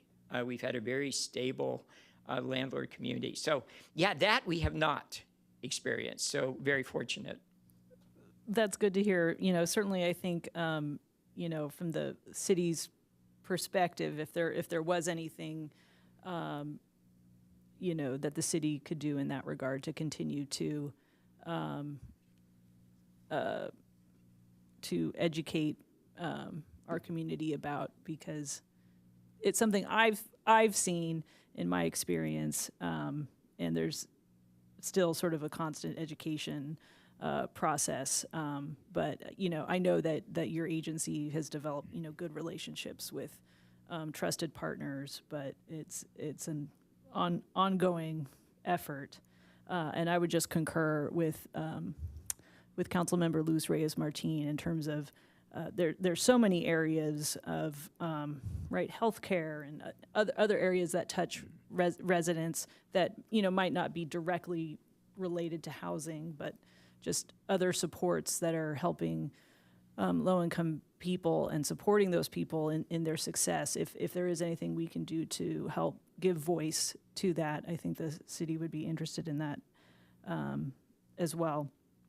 The other thing I wanted to ask about was, I would imagine that residents would continue to utilize the 7-Eleven moving forward, and I realize there's sort of only so much that can be done, but I don't know if sort of any safety presentations or sort of discussions regarding Hollister have taken place ever since the pedestrian death. Yeah, thank you for that question. Yes, they have. Less than half of our residents have vehicles. That's one thing that made Buena Tierra, the location, so great, because it's on that great Hollister bus route, and you even have the Fairview route. So people can go in various directions. Yes, pedestrian safety, it has definitely been, it was talked about even before the person's unfortunate death as a result of the accident as a pedestrian. It was a car accident as a result of pedestrian, not surprisingly. Thank you. And I guess I'll speak for myself, but I know I welcome feedback too, in terms of how the city can continue to support, to have infrastructure that's mindful of either seniors or people with disabling conditions. And, if in any case, I welcome that feedback as well. Thank you. Councilmember Carriaco. Thanks. I just wanted to follow up on a couple of points. In a way, I feel like you perhaps might be selling yourself short on the success story part of things, and perhaps, focusing quite a bit on some of the challenges that you've faced. And the reason why I'm trying to get to the bottom of some of this is because we do have, as the slide showed, there's some other locations either in the city or near the city that are going to be coming online. And so I'm trying to prepare myself for coming attractions, so to speak. So to have 12 involuntary vacancies over the course of the year, is that considered to be, for the population that you're working with, is that considered to be a pretty good result, a pretty average result? I just want to get a sense of, you've been at this a long time. In the permanent supportive housing business with the Housing First model, is 12 out of 60 leaving because it's not working out for one reason or another, a pretty good result, pretty average? I know that Chuck also speaks to colleagues. In speaking with colleagues, they're actually amazed at both Buena Tierra in the first year and Pesquero Lofts after 10 and a half. Almost all of our involuntary evictions from Pesquero Lofts happened in that first year. And we're looking for, things are much better. I mean, Connor has a part to play, Evan has a part to play, all our support service partners have a part to play. Things have stabilized a lot over these past few months. And so we're anticipating that we'll have the same rate of success. In speaking with colleagues, they're amazed that it's that low, that the eviction, that simply because, again, all of the stressors, the fact that folks do not have to be clean and sober when they come in, and again, that can be a very uneven path. It would be an above average, maybe not the highest that's out there, but it would be above average success rate of people staying in house, which is why it's worth having a celebration and a little certificate. I think it's important that we hear the good news as well as the bad news, and part of the reason why I'm saying this is because there's been a little bit of a shift in Sacramento, and there's been a significant shift in Washington, right? And so there's a lot of discussion about encampments, and we just need to break them up, and if people don't want to get shelter, then you just need to arrest them, and they need tough love, and they need all these things. And I think it's important to recognize that there are approaches that are working, and those approaches need support. And if we only talk about the things that go wrong and we don't talk about the things that are working, in a weird way, that kind of further erodes trust in government to be able to do anything right. And then it becomes a lot easier to empower the folks that say, well, we shouldn't do anything. We're just throwing away money. It's a waste. So, as someone who is a lifelong renter and saw people getting evicted from non-permanent supportive housing situations because of noise complaints, domestic violence, drugs, all the other things, I mean, regular apartment buildings don't have 0%. They don't have 0% vacancy rates all the time. They don't have 100% retentions. People get evicted. It doesn't work out for tenants in other situations too. And so I think it's important for the public to hear that basically 8 out of every 10 residents at Buena Tierra stayed or succeeded and graduated out. And I think that's a really, I think there should be a slide that talks about that, not just a slide that talks about responding to some of the things and the misinformation that have been out there. So I really appreciate this. And I think it's important because there are people in this community that, they're going to be a little bit nervous about a Patterson Point. They're going to be a little bit nervous about some of the housing that might be at Heritage Ridge. And if we don't put the information out there about how this model is already working in Goleta, as well as some of the challenges that we're facing, then how are they supposed to make an informed decision about whether they like that, whether they want to support that? So thank you for your words. I appreciate the comment. Sometimes I go a little overboard in not sugarcoating because I don't want to sugarcoat. I go into community meetings and I tell them right up front, I'm not going to sugarcoat this. But I appreciate your point is well taken. I just had seen so many things of misinformation that really just were not true and needed to take this opportunity to address it. Again, really appreciate the support. Our next update, we will have the additional success stories, which is what we'll be focused on. And hopefully some community partners, some additional ones stepping up to the plate. Thank you for the time. I'm not against bad news. I'm not against the bad news. I want to hear the bad news too, but I also want to hear the good news. I actually had some questions, though, before you take off. Could you advance to the next slide? We didn't actually finish. And the next slide is for the Heritage Ridge project, which is, if you people here look just right that way, you'll see where it's going. And it's an astonishing story of Heritage Ridge, what's coming in. So if you could describe what you're doing, what we're going to see. I appreciate that. I didn't want to take too much time, but I appreciate you going to that slide. Actually, Heritage Ridge, it's 2 projects right next to each other. A 41-unit senior-focused project and a 63-unit non-age restricted, for want of a better term, family special needs project. The good news is that there is a round of HomeKey Plus that we applied for both. And we've been working really closely with staff up at the state HCD up in Sacramento. They've been great to work with. They are going to recommend that we receive a HomeKey Plus award for both the family and the senior. The committee meets in the next couple weeks, so we will know if the committee agrees with their staff recommendations. It's really been, a lot of people again hear bad things about working with state officials and state HCD in particular. The HomeKey Plus team has been terrific to work with. This is our third HomeKey, including Buena Tierra. They've been great for all three, which is really good. So part of that is special needs. Again, folks, we don't know at the point in time count how that's going to look numbers-wise. We know homelessness has not ended in the city of Goleta or the Goleta Valley. We hope we've made a positive impact. Everywhere we've opened permanent supportive housing, there has been a positive impact, sometimes not commensurate, though, with the number of units that we opened up. So we'll see what those numbers are. But we will have opportunities both for seniors and families. Again, veterans, there'll be a veteran focus as well.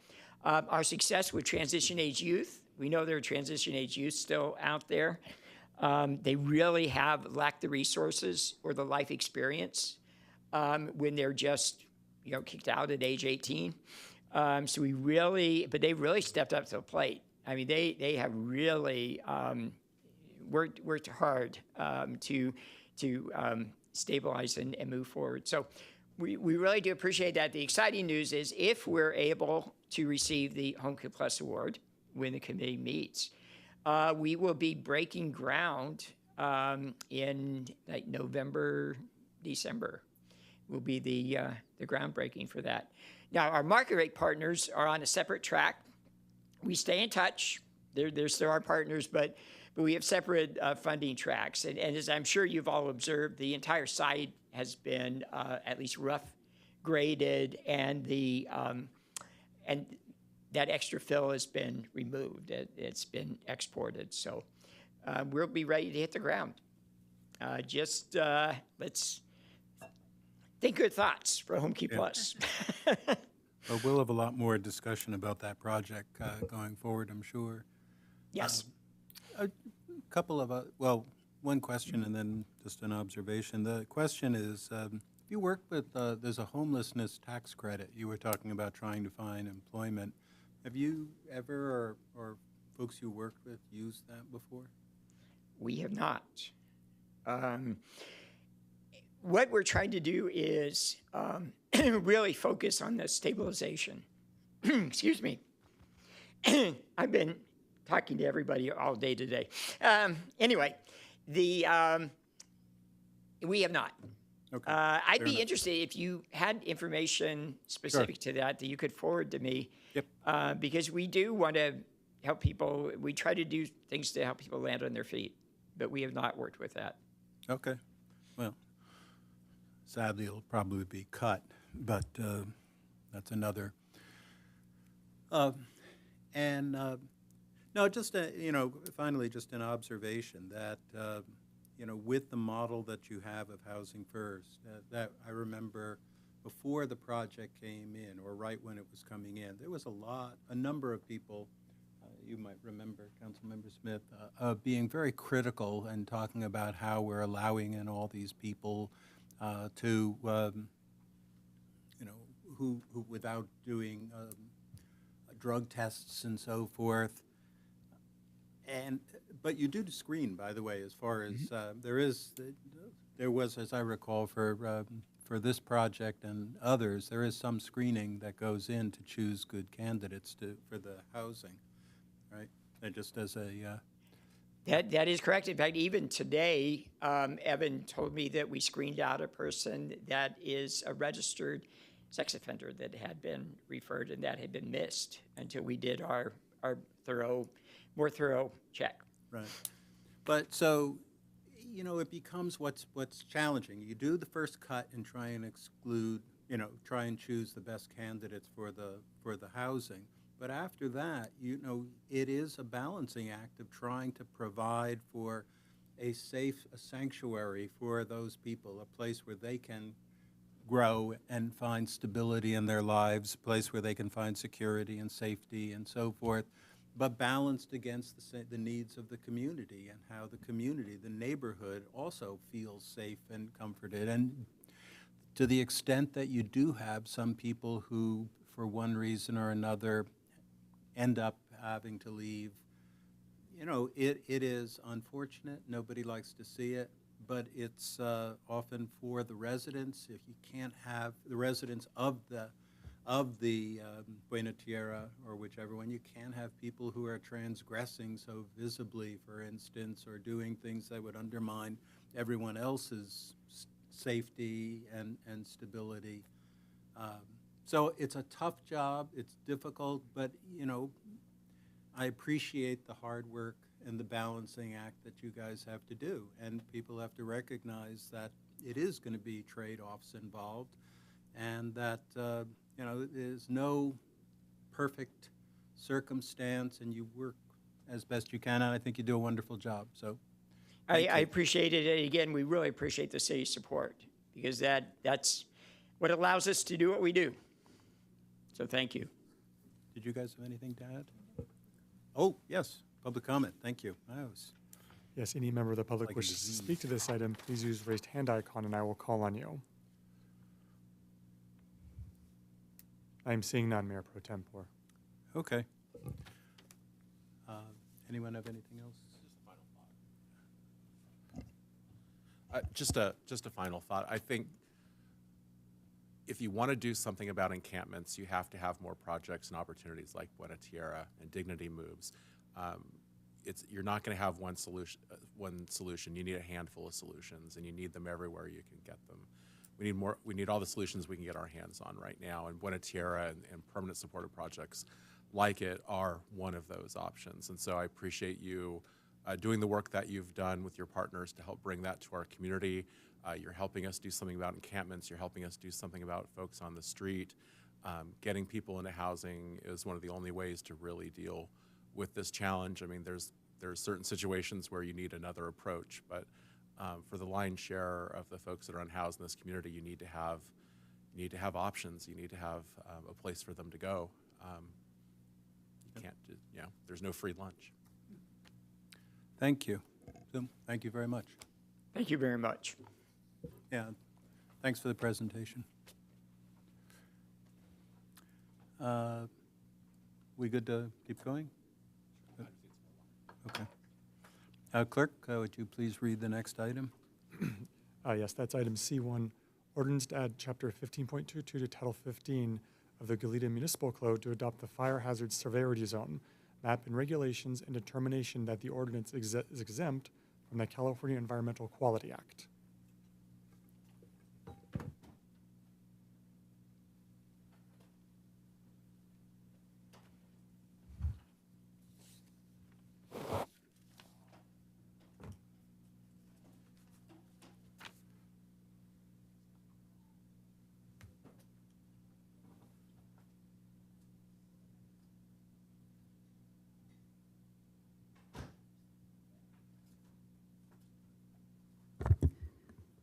Good evening, Mayor Pro Tem Kasdan and Council. We're loading up the PowerPoint now, and then Mr. Levy will kick us off.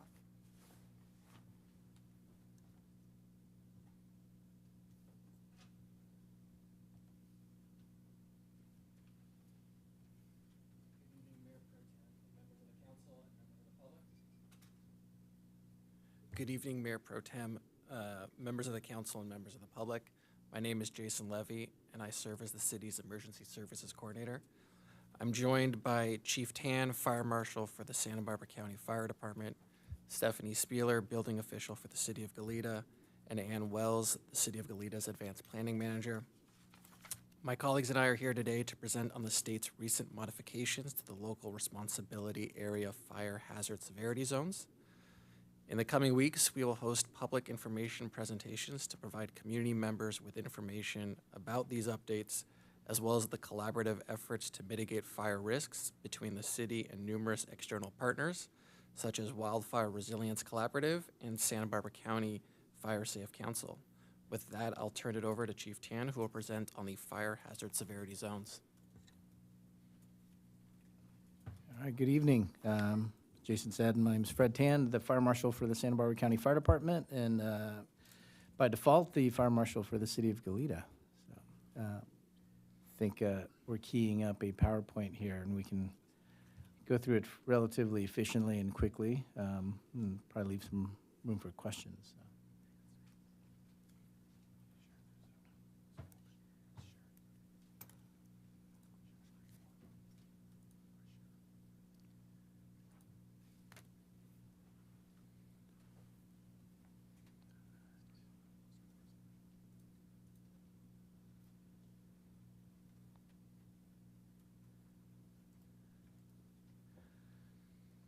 Okay.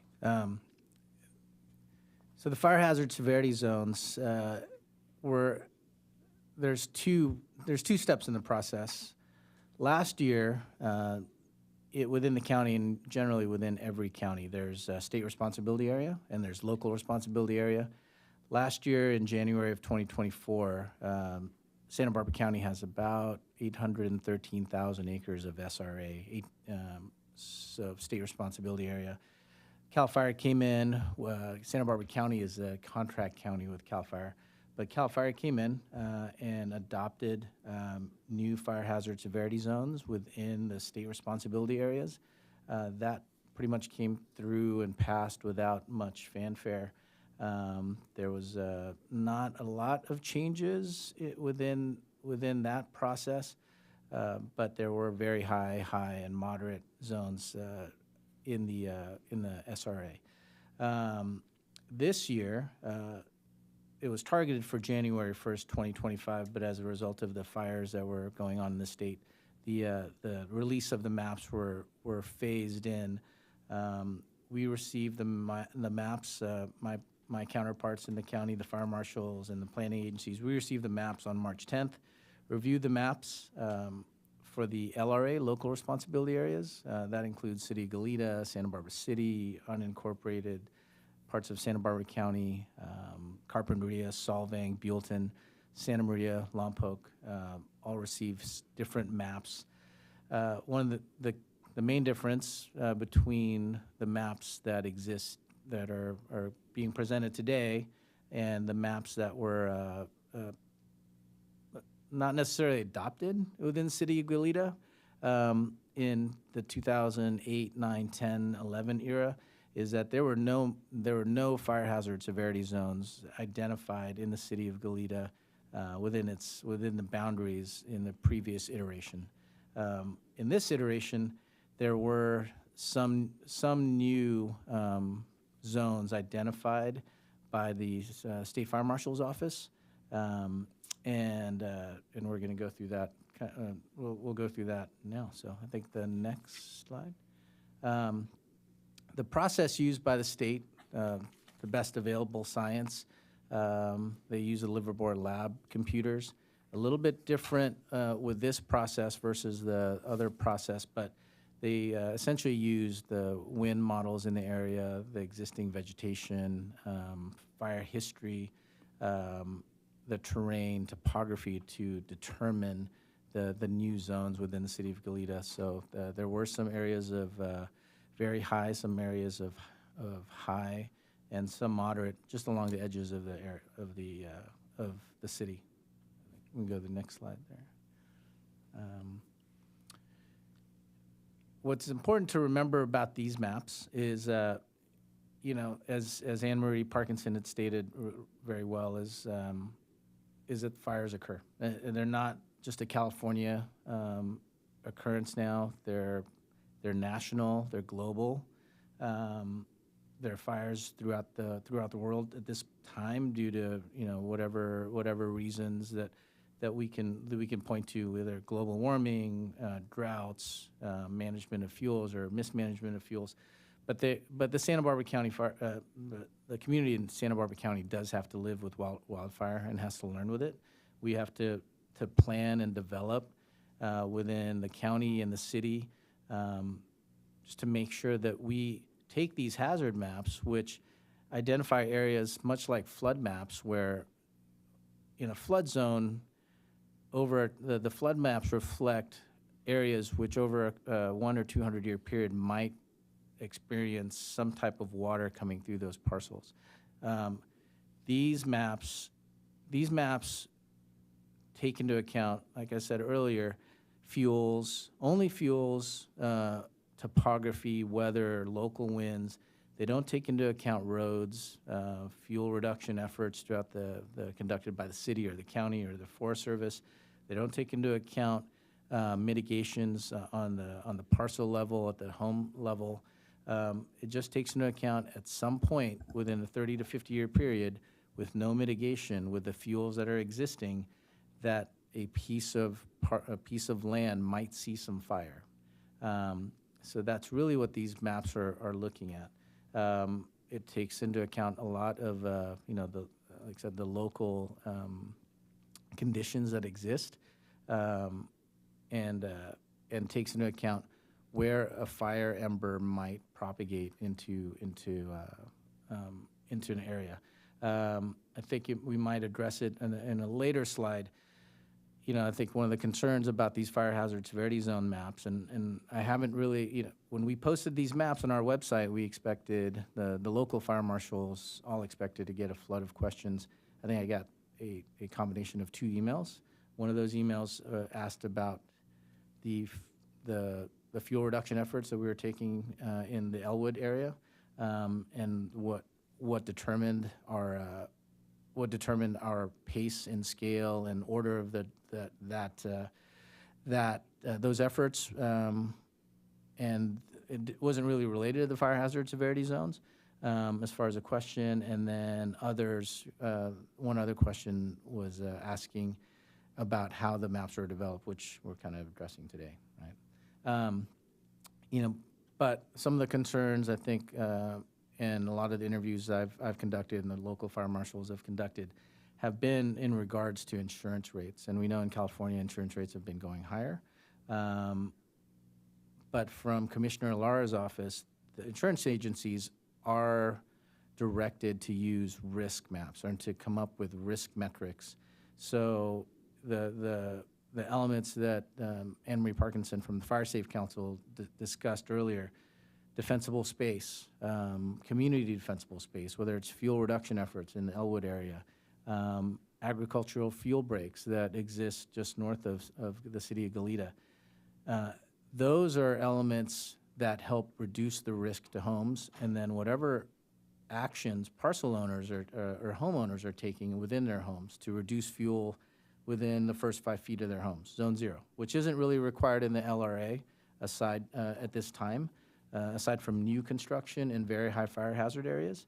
Zone 0, home hardening, changing out windows, closing up eaves, making their, if they have any non-fire resistive siding or roof characteristics, changing those out, changing out wooden fences or wooden gates that touch homes. Those are things that insurance agencies are supposed to judge and set your rates on.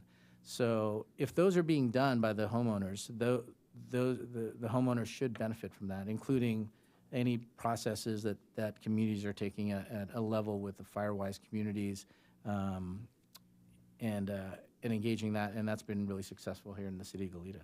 So I think let's go to the next slide, Jason. We go through the process.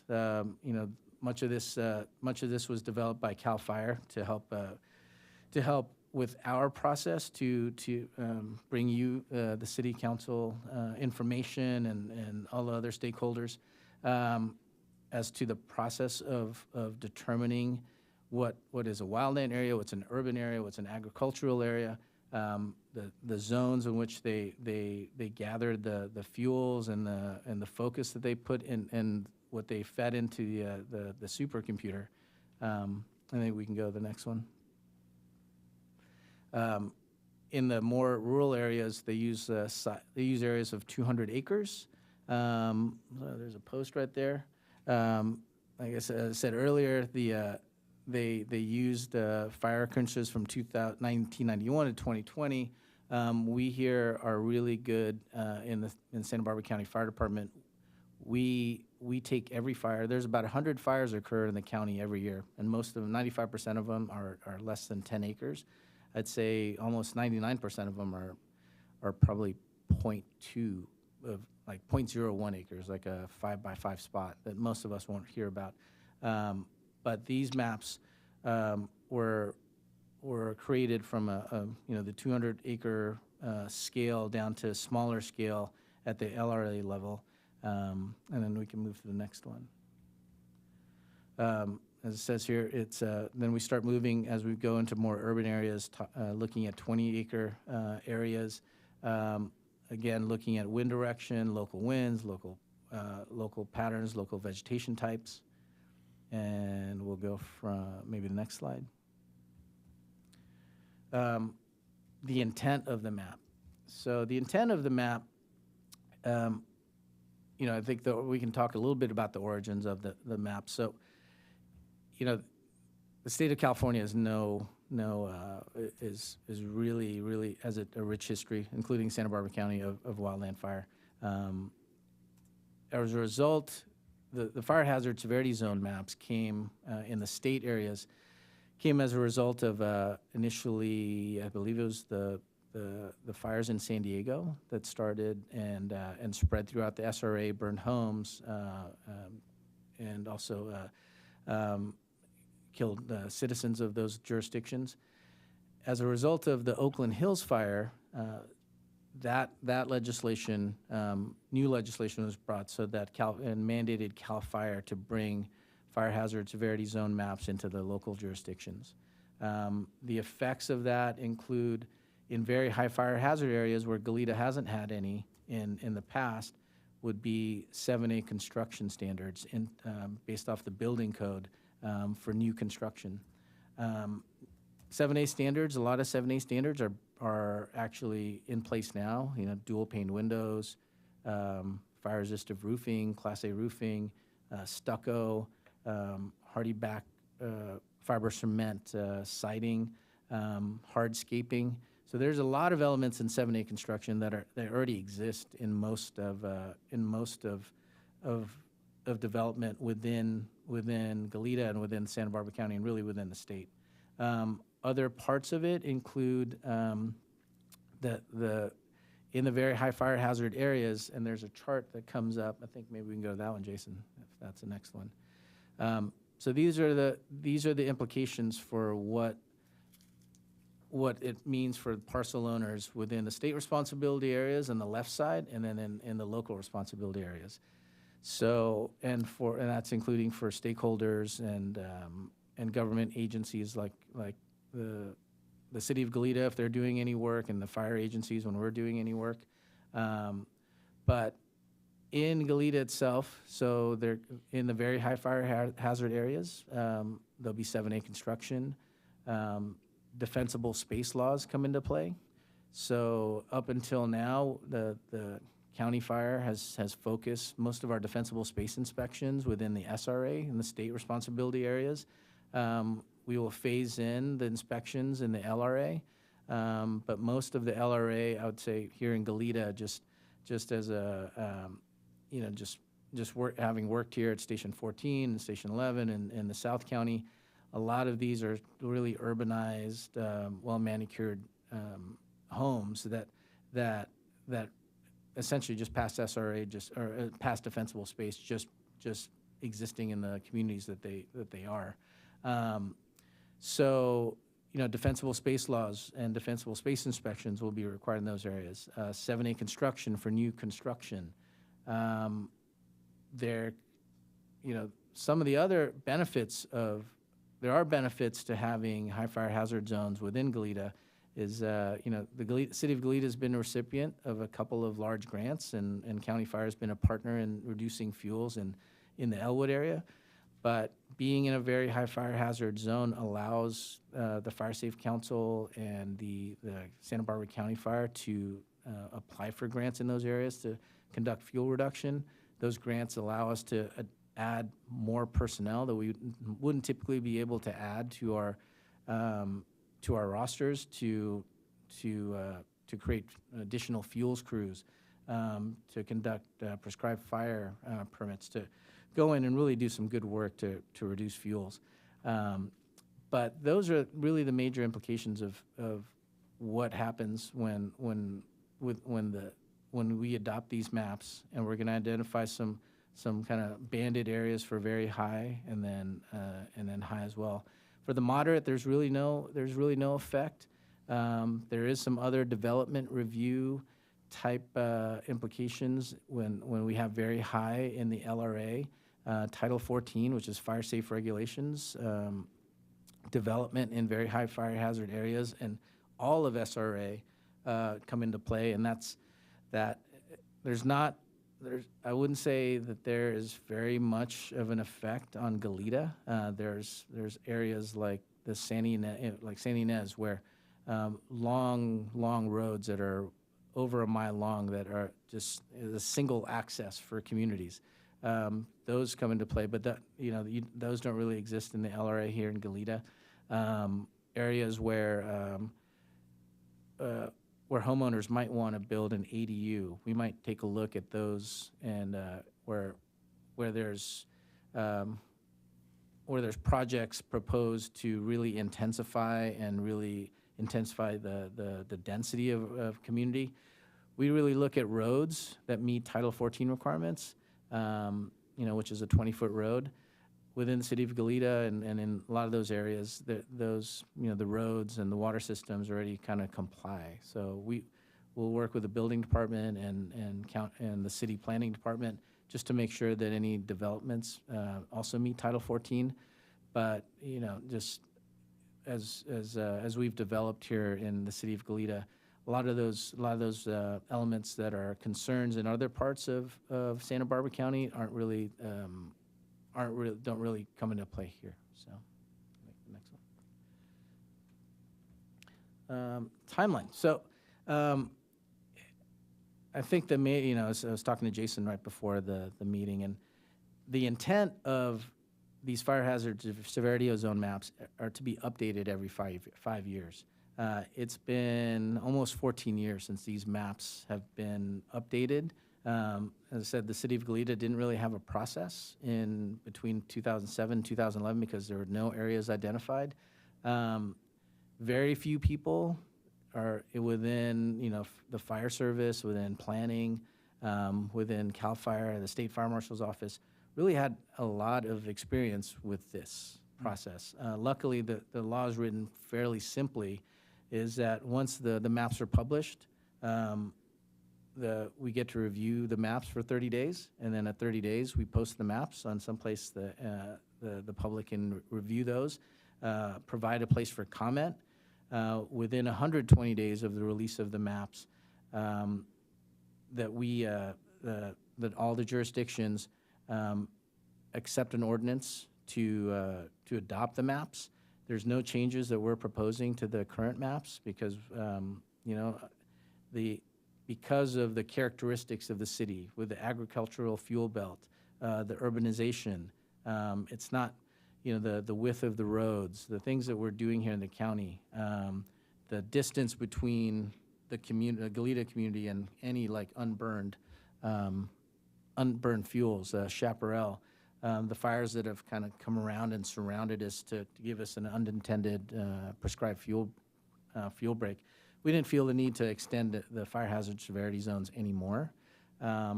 City is situated in a pretty good spot right now. But as a result, we have to take these maps. We have to adopt an ordinance within that 120 days, and then within 30 days of adopting that ordinance, we have to provide the maps and the ordinance to the Board of Forestry. So that's the main product of the timelines that are outlined in the state law. So, and I think this may be the last kind of beefy part of the presentation. Okay. And Oh, did you want to? Yeah, I was just going to conclude the staff presentation with a couple of planning details. First, I wanted to note that this isn't the last time that you're going to see this map, because there's another state law that requires that we update our safety element. And included at the safety element is a map of the fire zones. And so we will be updating the map. So when on March 10th, we kind of had to expand the scope of what we were doing with the update to our safety elements, part of a larger project updating the open space element, the safety element, and environmental justice policies that we had a GPA and a general plan amendment initiation about a year ago.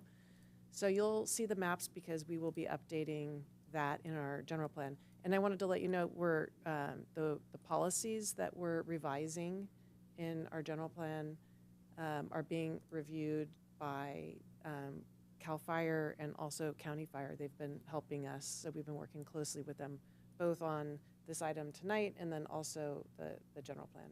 So I just wanted to flag that you'll see this again, and they're connected. But tonight, though, we are seeking your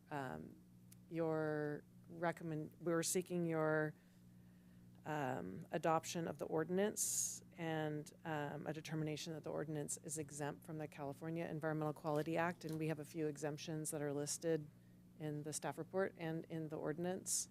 The notice of exemptions attached to the staff report, so I didn't want to miss that important step. What we're doing is adding in a new chapter in Title 15, Building and Construction, and that would be Title 15 or Chapter 15.22 called Goleta Fire Hazard Severity Zone Map, simply adopting the map into our Goleta Municipal Code, and that way we comply with the regulations, and then the details, of course, of the building code, we use the county enforces that in their regulations, and that's a separate thing.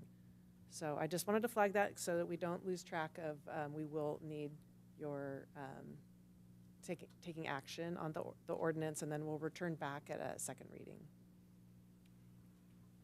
Okay, thank you. Councilmember Smith. Yes, a couple questions. Do we know, in terms of the notice that goes out to the public, is that going to property owners in the impacted map areas, or is that more of a kind of a general type of notice that goes out? Is it known? It was more of a general notice. So the county fire chiefs, the county fire marshals all collaborated to send out a press release. We will reach out to the public on all social media sites, let people know. I think the press really took a hold of it. So there was a lot of interview requests, and initially when these maps came out, and so the press was contacted, the press release was out, and all the fire agencies posted all the maps. So. Thank you. And for the defensible space requirements, would that also include like apartment complexes and those sorts of things? Yeah, Public Resource Code 4290, 4291 that are now in place in the very high fire hazard LRA. It's all structures within those zones have to be compliant with defensible space laws. I didn't get a close look at the resolution. I'll probably just add this tidbit because I just want to try to avoid the phone calls that might come, like, hey, my neighbor came and chopped down my tree, So the Public Resource Code that deals with defensible space really is written, in light of larger parcels in rural areas. So that's why you get, these different zones, but like essentially zone 1 and 2 in most of the state, but zone 0 is going to come into play. Locally, it's zone 3, the access ways, 10-foot clearance on and fuel reduction along private driveways and roads and all roadways. But that's where you get up to 100 feet, right? And then in parcels where you have less than 100 feet, then you clear up to your parcel boundary. So everyone just, in most of Goleta, most of Goleta, it's pretty urbanized, you know, manicured lawns and well-kept trees and whatnot.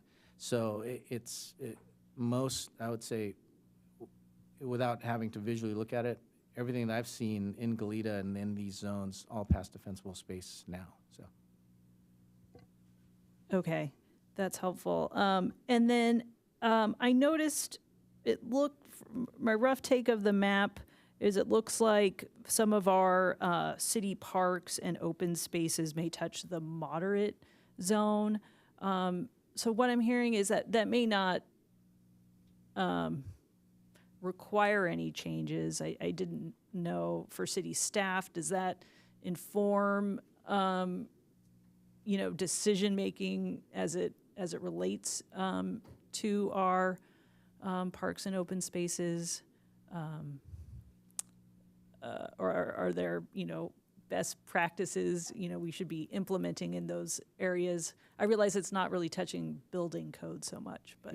Yeah, I mean, like I said, the intent of the maps is to, at some point over a 50-year period, you might see some ember cast in a state, a piece of that land, and there's a lower chance, obviously, in the moderate areas, but I don't think that really, guides that really will guide any actions that Public Works is going to do in the area, that outside of what they're doing now, like maintaining the parks, really taking action in Elwood to reduce fuels in there.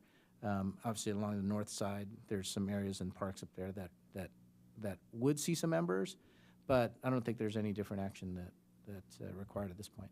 So. And if I may, that we do have our community wildfire prevention plan, and that plan includes specific strategies and treatments in different parks, and those treatments are already kind of embedded in what we do in Public Works and in the parks maintenance.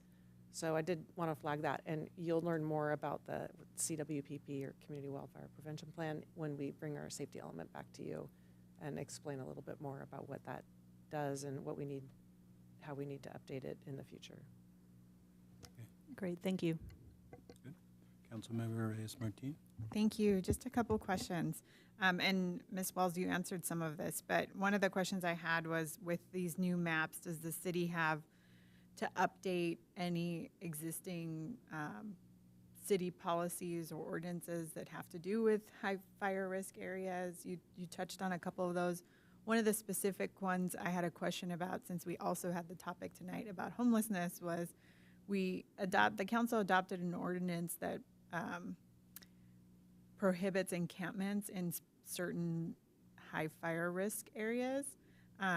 I didn't get a chance to pull up the ordinance before this meeting, but I couldn't recall if that included a map or if it was related to the definition of a high risk area. So that was one I just wanted to flag to maybe look at to see if we would need to reconcile that with a new map or not. Oh, that's a good question. We did search out the terms from the map. The new zone, they're not new zones, they're existing zones. They're just at different locations in the city, and wherever a zone is referenced, then whatever standard in 7A or whatever the fire marshal is expecting would be applicable in that zone. And specifically on the homeless, I'm not exactly sure on how that overlaps, but certainly any new standard, if it was within a certain zone, would be applicable. Thank you. And then I had a question. It was mentioned that there are some public information meetings that are coming up. Can you talk a little bit more about those? Do we have dates for those, or is those intended to be big open community workshops? Sure. So there are two public presentations that we're planning on holding, one in the evening of June 9th, and then another one midday on June 11th, to allow the public to come in and hear presentations from Chief Tan, as well from some of our external partners that are working on those risk reduction projects. Oh, that's great. I hope that there will be good attendance and interest in those. I know I've gotten a lot of questions. I'm glad they've come to me and not flooded your inbox. But it's probably questions you wouldn't be surprised to hear. Your folks, wanting to know more about where can I get more information about defensible space. I've had the question of, I've heard of this Fire Safe Council thing. What is that? So I've been able to forward the website to them, and those kinds of questions. I hope we get good attendance there.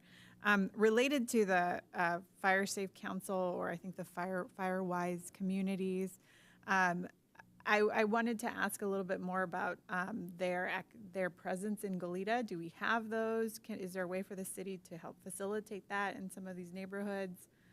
That seems like another great way for residents to be more informed. Absolutely. I mean, with our partnership coming up this summer in June, I think we're only going to extend that as people get more interested and understand the partners that are available to support them with Fire Safe Council and with the Wildfire Resilience Collaborative. Great, wonderful. Thank you. I look forward to that. I guess I'll go now. First, I guess this is more of a planning, well, might be a fire marshal question also, I can't say. But Measure G is one that sort of preserves a belt of properties, of agricultural properties on the outskirts primarily of the city, and ensures some sort of buffer, meaning that before those could be rezoned and become housing, they have to have, in essence, a vote of the public.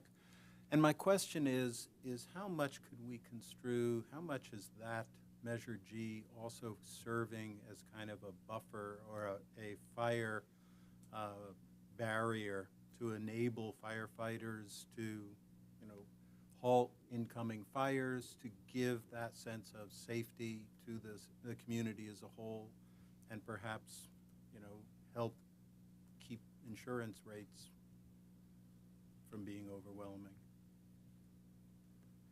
At a high level,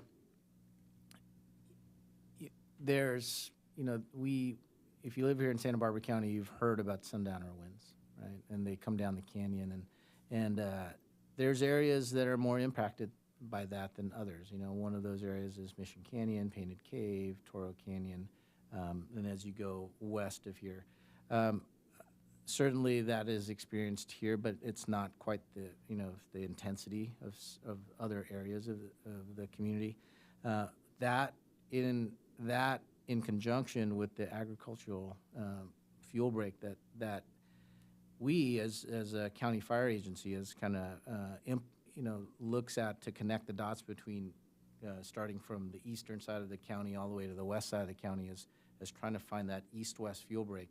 From CARP and their agricultural fuel activity or agricultural activities down in Montecito with their activities, like really targeted activities that allowed firefighters to engage during the Thomas Fire, and everything that's happening all the way to as we go to the west. The Measure G agricultural parcels, I look at it and I just go like, yeah, that's good. We can put firefighters in there and to get to the edges of the fire. So that measure and the agricultural parcels that exist north of Goleta and to the outskirts are really a really beneficial fire break for this community and for the firefighters. So it actually, in some ways, as far as fire protection and so forth, it's kind of a best practice in some ways for fire planning. Yeah, because you're reducing the fuel continuity, and by nature you're trying to, we are trying, what we're trying to educate the public on with defensible space, and what we're trying to reduce is when we conduct fuel reduction activities, is the ladder fueling. So it's light fuels and grass transitioning to bigger fuels and brush and transitioning to trees that may then result in a crown fire. But in that agricultural fuel area, they're by nature reducing all the the light fuels or minimizing it, and then you've got irrigation and well irrigated, whether it's vineyards or avocado orchards or much thicker and hardier and not going to ignite because there's not a lot of fuel around them. So it is a really good beneficial buffer. Okay. So one of the things you had compared the idea of these hazard zones to flooding, and where we would have the 100-year flood or the 500-year flood, and when we would talk about the 100-year flood, it's the probability that there'll be a fire, or excuse me, a flood of a certain magnitude within 100 years.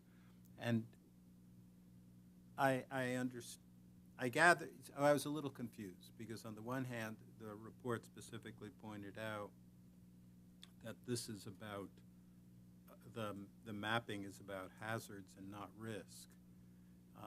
But on the other hand, you had also mentioned a 30 to 50 year period where there's a sort of probability, I gather, of wildfires. Can you clarify this for me? Sure. So the maps were designed with no mitigations, no human improvements, no fuel breaks that we've conducted, just really considering what fuels are in the area and the typical winds that might arise and the likelihood that a fire might start in those areas, and then those conditions may cast embers onto resulting parcels. So that's, as you see that zone extend into Goleta, it's just the chance that at some point over the next 30 to 50 years, embers might land on that parcel. But what homeowners can do, is to reduce that hazard by mitigating risk to their homes, so that they have fewer areas and fewer characteristics that can catch those embers and then propagate. And Zone 0 being one of them, Zone 0 is that ember resistant zone from the edge of your home to 5 feet out. It sounds like a law will get passed by the Board of Forestry and maybe be a 3-year rollout. But that's a good idea for every home, even if you're not in the, if you're in undesignated areas of the LRA, because there are, we are in an area where there's wind. Older homes can propagate fire from one area to the other, but I think I'm probably stretched your question out a little bit there. But yeah, it is just the chance, that a parcel might see some embers on it over a long period of time. So, were there ever requirements or an effort by the state to say we shouldn't build in the wildland-urban interface or these high fire risk locations?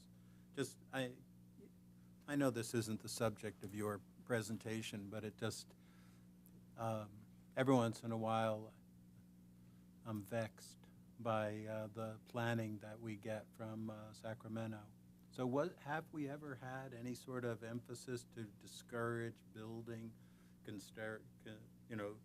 discourage that sort of thing, the wildland-urban interface as an area to avoid new construction? I'm not aware of any. There might maybe other people here who are, but I mean, we do have requirements to prepare and implement the community wildfire prevention plan, to have our general plan, to have our zoning regulations that serve to, reduce the risk, not the hazard. That's different. The risk of a building burning down, for example, and then fuel treatments to reduce the fuel loads. So it's not saying no building. It's just saying better buildings, better fuel management. And but of course, there are, I don't want to belabor it, but obviously the further up we go up the foothills, the further up we go into areas that are high risk and the effectiveness of all of our efforts in terms of fire risk reduction the effectiveness is decreased. At a certain point, invariably when you're building in certain areas cheek to jowl with wooded locations and so forth, you're going to be running into risks. Well, Fire Chief Dan can correct me on this one, but we have the Los Padres National Forest, right? It's looking right at us Yeah. out the window. And they're not building up there. 'Cause that's the National Forest. But sometimes they've had, fuel protections in place. So they've had fire prevention methods, and that's in some ways increased the risk of fire burning here because we have a dense fuel load that has been unburned that ignites quickly. And so that it's kind of a catch-22 because we have these beautiful mountains and the U.S. National Forest, and I think they're reversing some of the trend of the past, which was no burn policy, and so I think we're all kind of working together to try to attempt to reduce the risk of a building burning, to reduce the fuel loads where it has been unburned in particular, but I'm not aware of any directive to not build.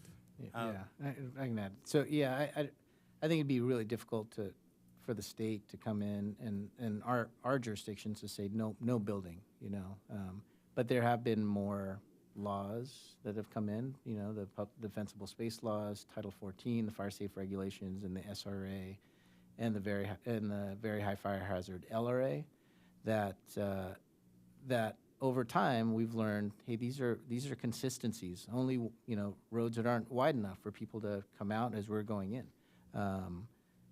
Too much density. That a road being too long as being just the single way into to a rural, more densely packed area in terms of fuel. So there are laws that are in play that allow us to have more oversight over development.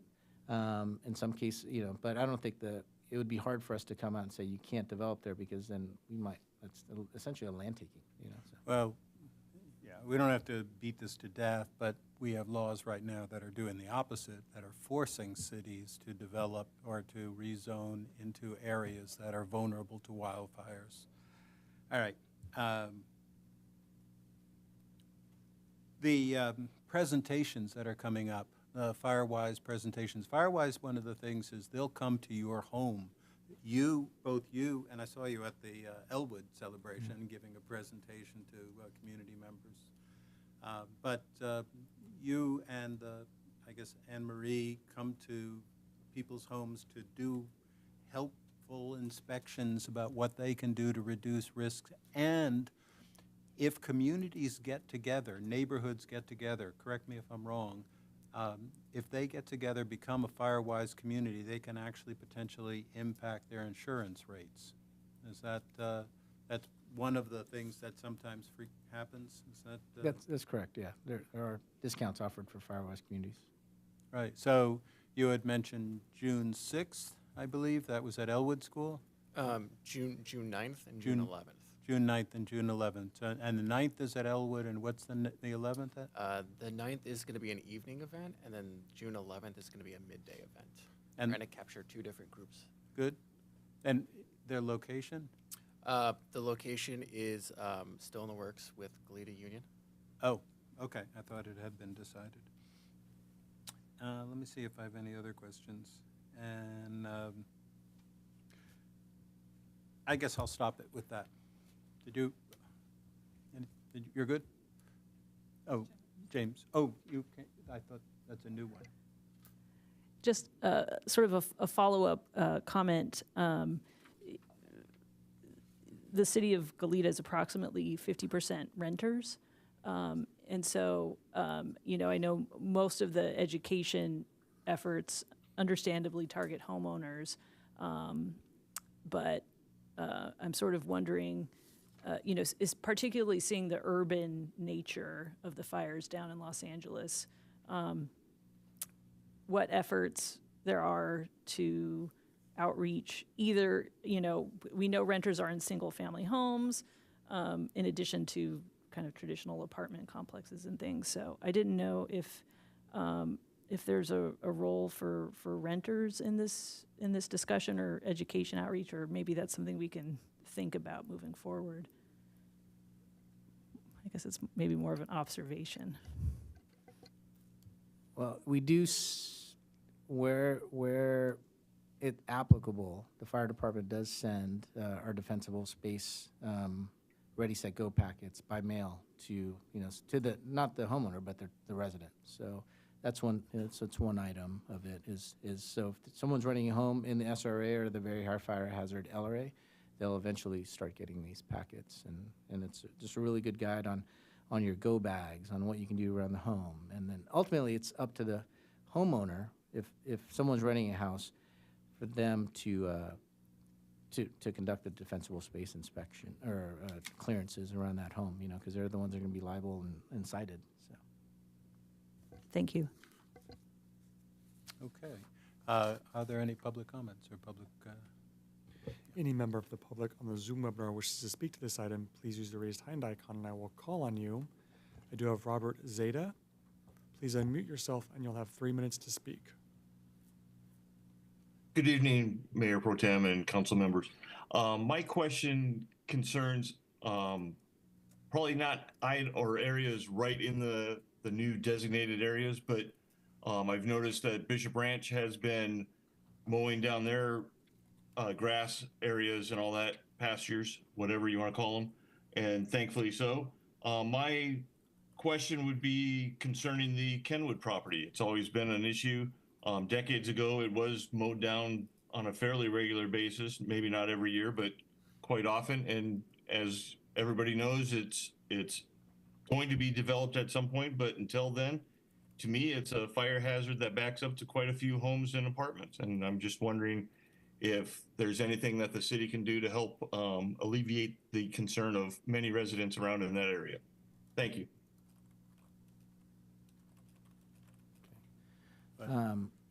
Yeah, sure. Well, we, I guess since I was considered a young pup in the prevention office. I'm so sorry. I think we should check just to confirm if we have any other public speakers. Sorry to interrupt.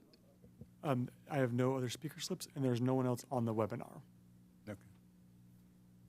Young pup? Yeah, so as I was a young pup, I wish I was still a young pup. But I've been in contact and my predecessors who now work for me in the fire prevention office. We have, I believe this parcel is on, was it Carriel, right around the gas station, 7-Eleven there. So I had mentioned that we have about 100 fires a year in the county. We're successful in keeping 95% under 10 acres or less over any given period. 99% of those are probably, you know, like a 5 by 5 foot, 5 foot by 5 foot, 10 foot by 10 foot spot. Our fires typically start along a roadside. So what we have required that parcel to do is to create a swath mowing along the edges next to that abut properties and also along Carriel.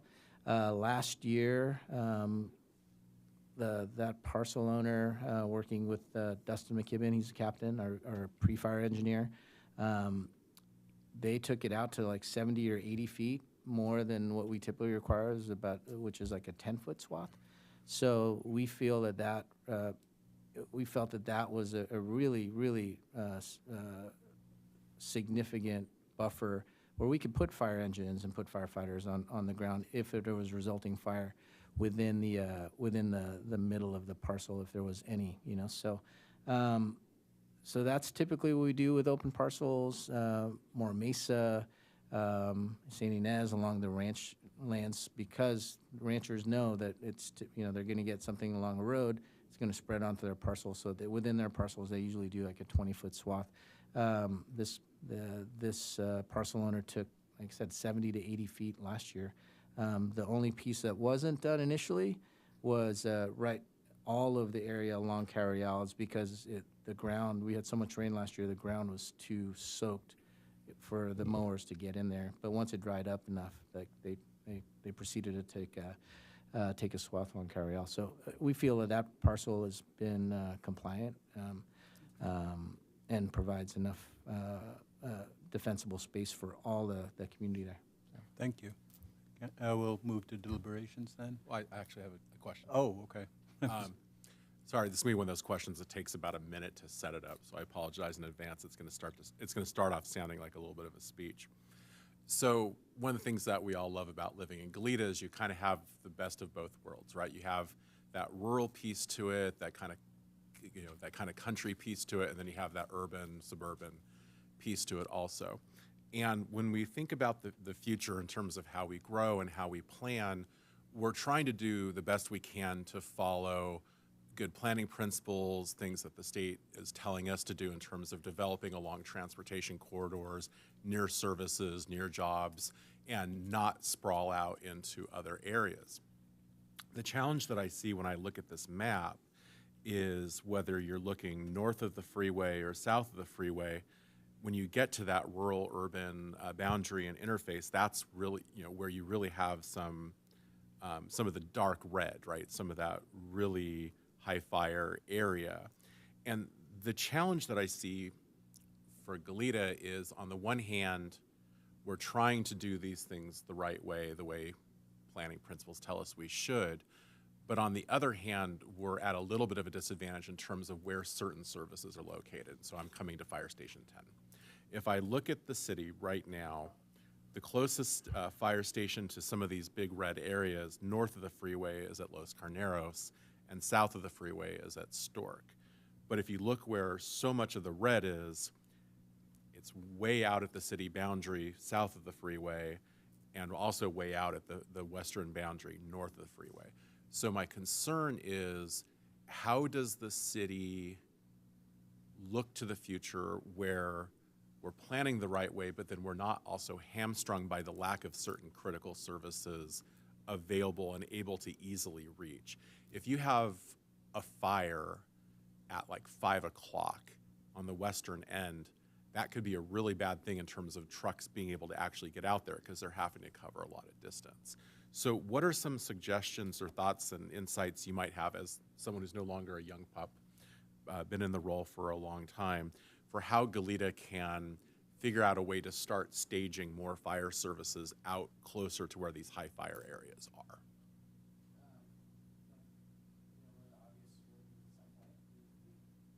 At some point, we built Station 10. We manned that station.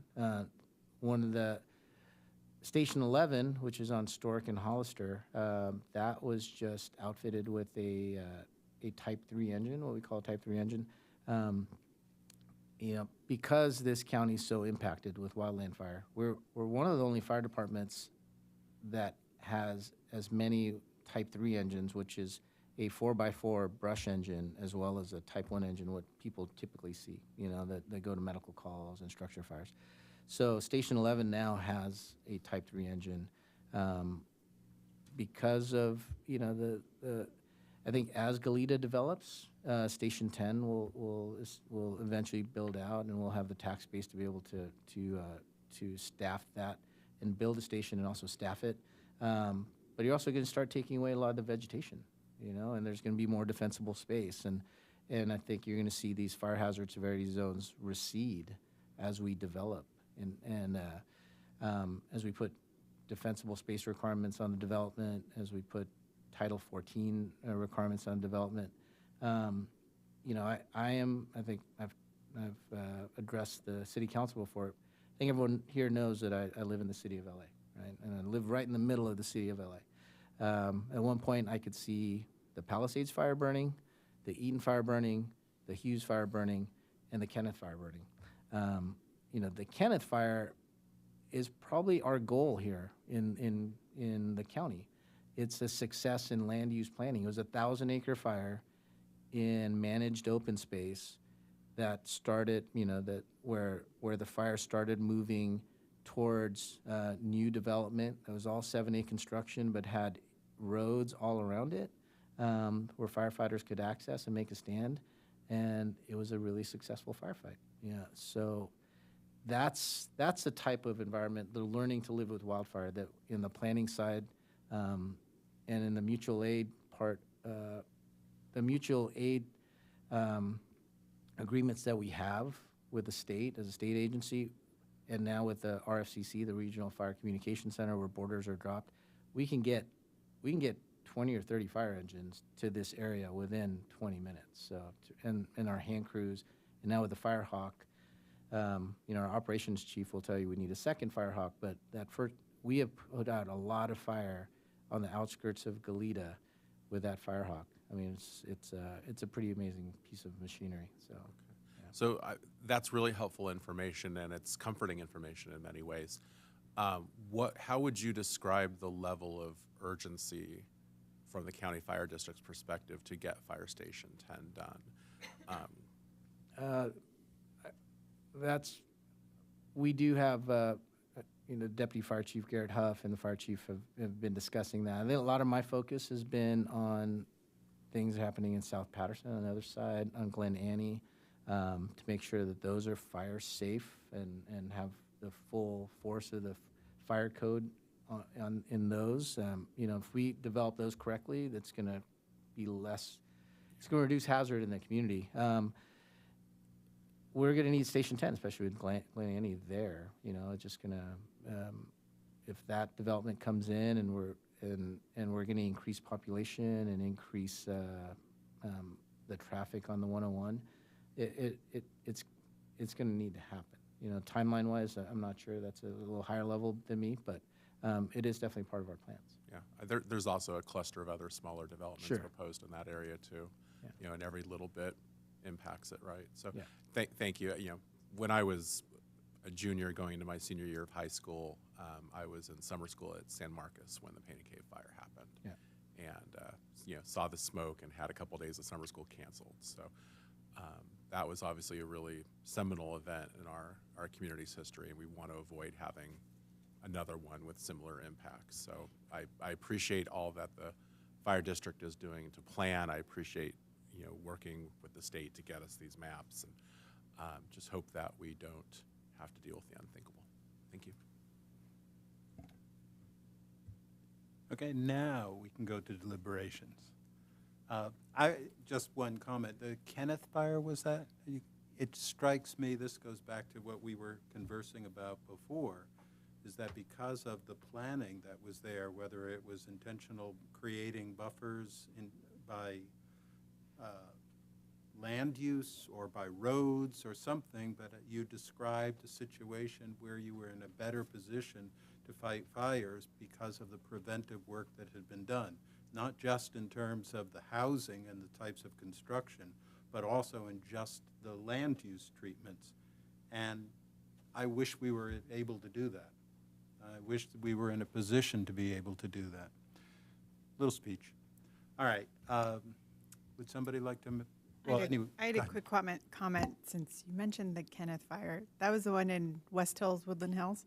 My in-laws live just a few blocks from there, and they remarked when I visited them after that how incredibly impressed they were with how quickly that was handled, even in the midst of everything else that was happening in Los Angeles County. So I think that was a really good example of how that worked really well.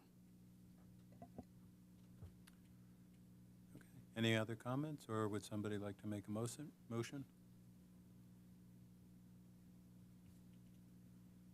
Wait, I see. Go for it. Let's see if I got this. Okay. I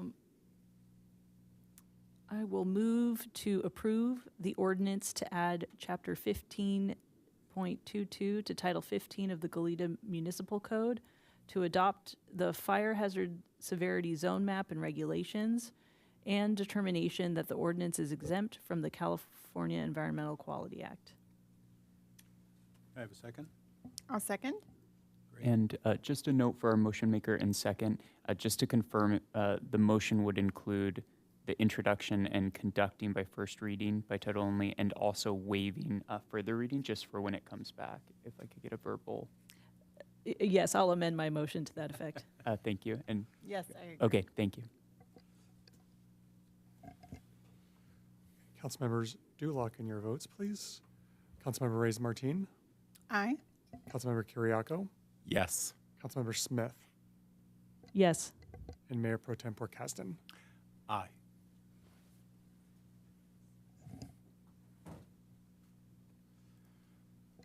All right.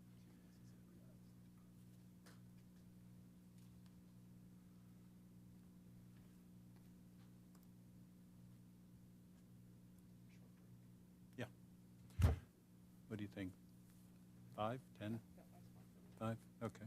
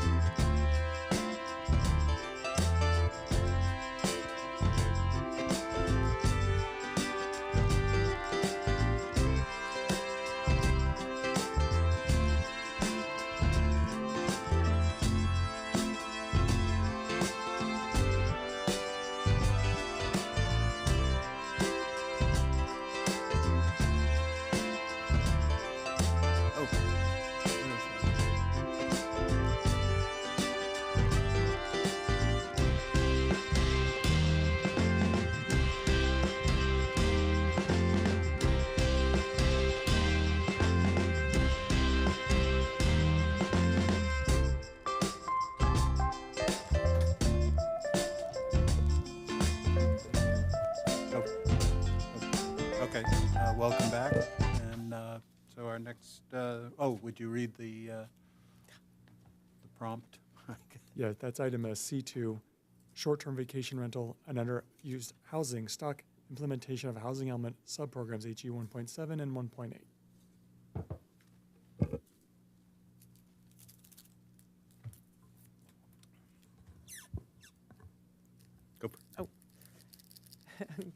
Good evening, Mayor Pro Tem Kasdan and Council. My name is Ann Wells, and I will be starting this item off, but I wanted to start with introducing a team because you have quite the team here tonight. We did put a lot of resources into this analysis that we're going to summarize for you. Starting with Andy Newkirk, he's supervising planner in the Planning and Environmental Review Department, and also Molly Cunningham, she's also in advanced planning. And we also have Luke Rios from the finance director, and Ceci Rubio. She is a management assistant in the finance department, and we've been working closely together along with our consultant, Aaron Barker from BAE. And Peter Imhoff is also here in the audience. So you have a full team of people, and the topic is short-term vacation rentals and underused housing stock. And those licenses are administered by finance, which is why we're working closely together. So tonight we are presenting a summary of a short-term vacation rental. We might call it STVR or SDR. We'll try to say the full acronym and not use the acronym. And underused housing stock, you'll learn more about that and the study that was prepared by our consultant, BAE. And the item is driven by our housing element, and that is to research the use of existing housing stock for purposes other than a primary residence. Of course, we all know that the state is pushing down on us to build more housing, and we want that new housing to the best of our ability to be used by the people that live here and that work here. So the BAE study includes a bunch of background and analysis. It also includes recommendations that provide the city with kind of a menu of possible strategies, and they're both administrative and regulations. So we looked at, meaning staff, we looked at those recommendations or strategies, and we put together kind of a shorter list of the ones that we thought were more applicable to the Goleta-specific environment. And some of the kind of way we looked at it was really looking at, protecting our housing for the people who live and work in Goleta, and hosted short-term vacation rentals have the owner living in the unit. So that wanted to just flag that as a backdrop. You'll learn more about that as we go on. And with that kind of background, let's go to the next slide, and we'll jump right into the background. So currently, the regulations for short-term vacation rentals they're not in Title 17 zoning. They're in Title 5, and more specifically, Chapter 5.08, short-term vacation rentals. I already mentioned that the Finance Department oversees those regulations and issues the licenses and keeps a database and has critical information that supported the development of the study. And if we can go to the next slide, I'd mentioned that our housing element programs are driving this study, and there's two specifically, HE 1.7 that's related to short-term vacation rentals, and HE 1.8. So we, of course, have to flag those because that's why we're here. And then the Planning Commission considered this study at their March 10th meeting, and in general, it was well received. And I'll point out that the Planning Commission, they don't really address short-term vacation rentals because it's not a zoning matter. So it's the first time that they heard an item on short-term vacation rental. So we spent a little bit more time with them on licensing and that process and the existing regulations than we might otherwise would. So the next series of slides that that will be presented, there's, probably 10, are a summary of the analysis in the study. And our consultant, Erin, will be presenting that, and the last slide will be key findings before we move on to discussing the recommendation. So I'll just turn it over to Erin for presentation.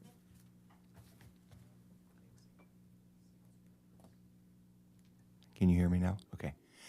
My name's Aaron Barker. I'm an associate principal at BAE Urban Economics. We are a land use and real estate advisory firm, and we've helped a lot of jurisdictions think through their TOT or their STVR policies, and we're engaged by the city of Goleta.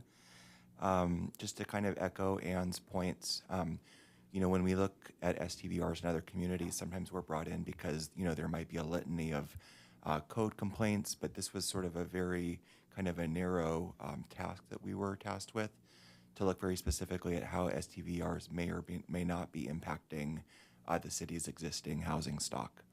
And so in terms of how we went about that, we looked at housing data from the census, building permit data, STVR data sourced directly from the Department of Finance.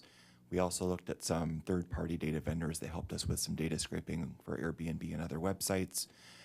We really wanted to get a feel for what other communities are doing currently, both locally and across the country. So applying where appropriate best practices from some of those jurisdictions. And then, as Ann pointed out, we'll get to some recommendations at the very end. Okay. So in terms of overall approach, I think our first step was to get a handle on kind of what is the presence and the universe of STVR activity in the city of Goleta. And for that, we looked to data from the Department of Finance. That is the department that issues STVR licenses in the city of Goleta. This was a snapshot of a point in time when the study was conducted. But I think the most important maybe STVR status that you see on the chart here is the active. So at the time of the study, there were 51 active STVR permits operating in the city. Another thing that we like to take a look at is sort of the geospatial distribution of active STVRs in the city. So what we found here was that there didn't appear to be sort of a significant concentration of STVR activity. They were fairly well distributed across the city, both north and south of the freeway, as well as in your residential zone lands. Next slide. Okay, so in terms of sort of the larger tourist ecosystem in Santa Barbara County, Goleta, sort of the share of STVRs is fairly low. So we see about 3% of total permitted STVRs associated with the city of Goleta, compared to about 2,400 in Santa Barbara County. So I think that you can also sort of see by that line there that the sort of the permits, active permits in the city of Goleta are fairly consistent, whereas in the larger county you see some more noise. We think that has a lot to do with various ordinances that have sort of come online as jurisdictions kind of grapple with their own unique circumstances in that field. Next slide. Okay, so we were looking at STVR licenses and very specifically on the sort of the types and the typologies associated with those licenses. So one metric to look at is how large are these properties? When we think of an STVR, sometimes we think of a large 5-6 bedroom house, but that is not necessarily the case in Goleta. In fact, the largest share of unit sizes associated with STVR listings was 1 bedroom. Those were 44% of STVR listings, followed by 3 bedrooms and 2 bedrooms. Next slide. Another thing we like to take a look at is the sort of the listings by annual availability. We tend to think of STVRs as being sort of full-time STVRs if they're available 180 days per year or more. Anything that's kind of in the 90-day or fewer range, we think of as sort of more incidental, that sort of property isn't necessarily being marketed full-time as an STVR, but might be sort of a second homeowner who occasionally rents out the space, for example. So we see sort of the largest share of availability in that smaller incidental category. Next slide. Could you, I couldn't see the colors. Can you tell me which are the 181 to 270 and what color?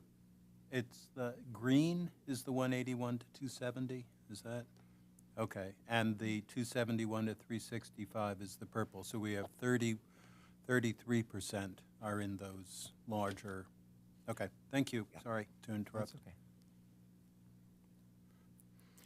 Okay, so this is a slide that speaks to kind of general housing utilization in the city of Goleta. This is sourced from census data. This is 5-year ACS data that we captured in the most recent year available. And so there's quite a bit going on here, so we'll go through kind of each of the categories. Of the 12,584 housing units that we have in the city currently, about 2.3% of those, or 278, were classified as functionally vacant. So how we define that is a unit that is actively being marketed for sale or for rent. 2.3% is considered an extremely constrained housing supply. We'd like to see something in more of the 5% range. So that kind of indicates that you're already, and I don't think this is probably a surprise to anyone, but that housing is a constrained resource in this city. In terms of, the census also has a few other categories that they use to define vacant properties. I'll point you to the second homes category. So this is what the census defines as homes that are available for seasonal or occasional use. Those are typically what we think of as sort of second homes. A fairly small share here as well, 0.7%. I think it's worth noting that in Montecito, this share is 16%, and in Carpinteria, the share is 9.3%. So,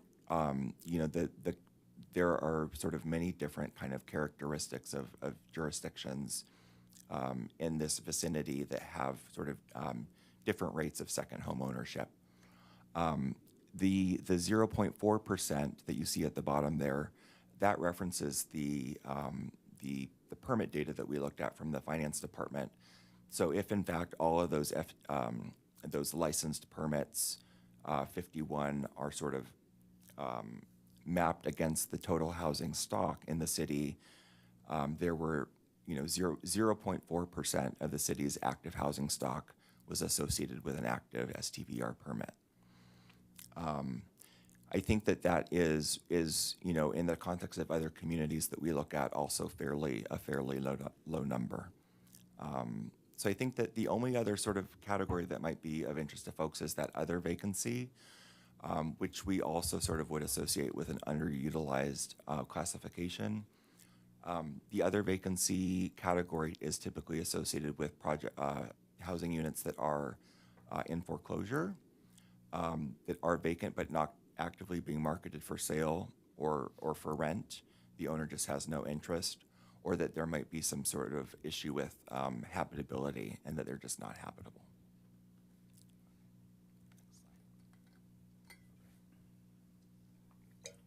So I mentioned that we had done this work in a lot of other jurisdictions. There are, this is sort of a range of jurisdictions that we've taken a look at with some of the most common tools that are associated with regulation in those jurisdictions. So you'll see, there's kind of a wide range here, but owner-occupied exemptions are one tool, and it might be, better to say hosted or non-hosted exemptions. We'll get to that in a little bit. But a lot of jurisdictions tend to look more favorably on giving more options for units that are hosted, with the idea being that a hosted STVR unit is by definition a person that is sort of living on site, and therefore that really isn't a net loss in a housing unit because that host is still living there. A lot of cities look at geographic or density limits. So for example, defining an STVR as a commercial use and not allowing it in residential zones at all. And then some cities really sort of take a stronger tack and look to institute caps on STVRs that are typically associated with some sort of a percentage benchmark against the total housing stock, alluding to that slide that we saw earlier in the deck. Next slide. So those cities are kind of more national. I think we also wanted to take a look at what approaches are being used more locally in neighboring jurisdictions. There has been quite a bit of activity on sort of the new ordinance front, so we want to give you an update of kind of what folks are doing. In the county of Santa Barbara, they do sort of make that distinction between hosted and non-hosted properties. Those non-hosted properties are treated as a commercial use in the inland area, but of course the coastal zone has its own sort of legal requirements that force it to sort of take a little bit of a different approach. Carpinteria applies all three of these approaches, so there's a cap on STVRs in terms of a limit. They are limited by geography, but they do sort of provide a little bit more leeway for those STVRs that are hosted. Similarly with the city of Ventura, they have a new ordinance that was adopted late last year. In the city of Solvang, they are allowed in the tourist-related commercial zone, as well as 9 addresses on Copenhagen Drive. So I think that there's, kind of a little bit more of a specific approach there.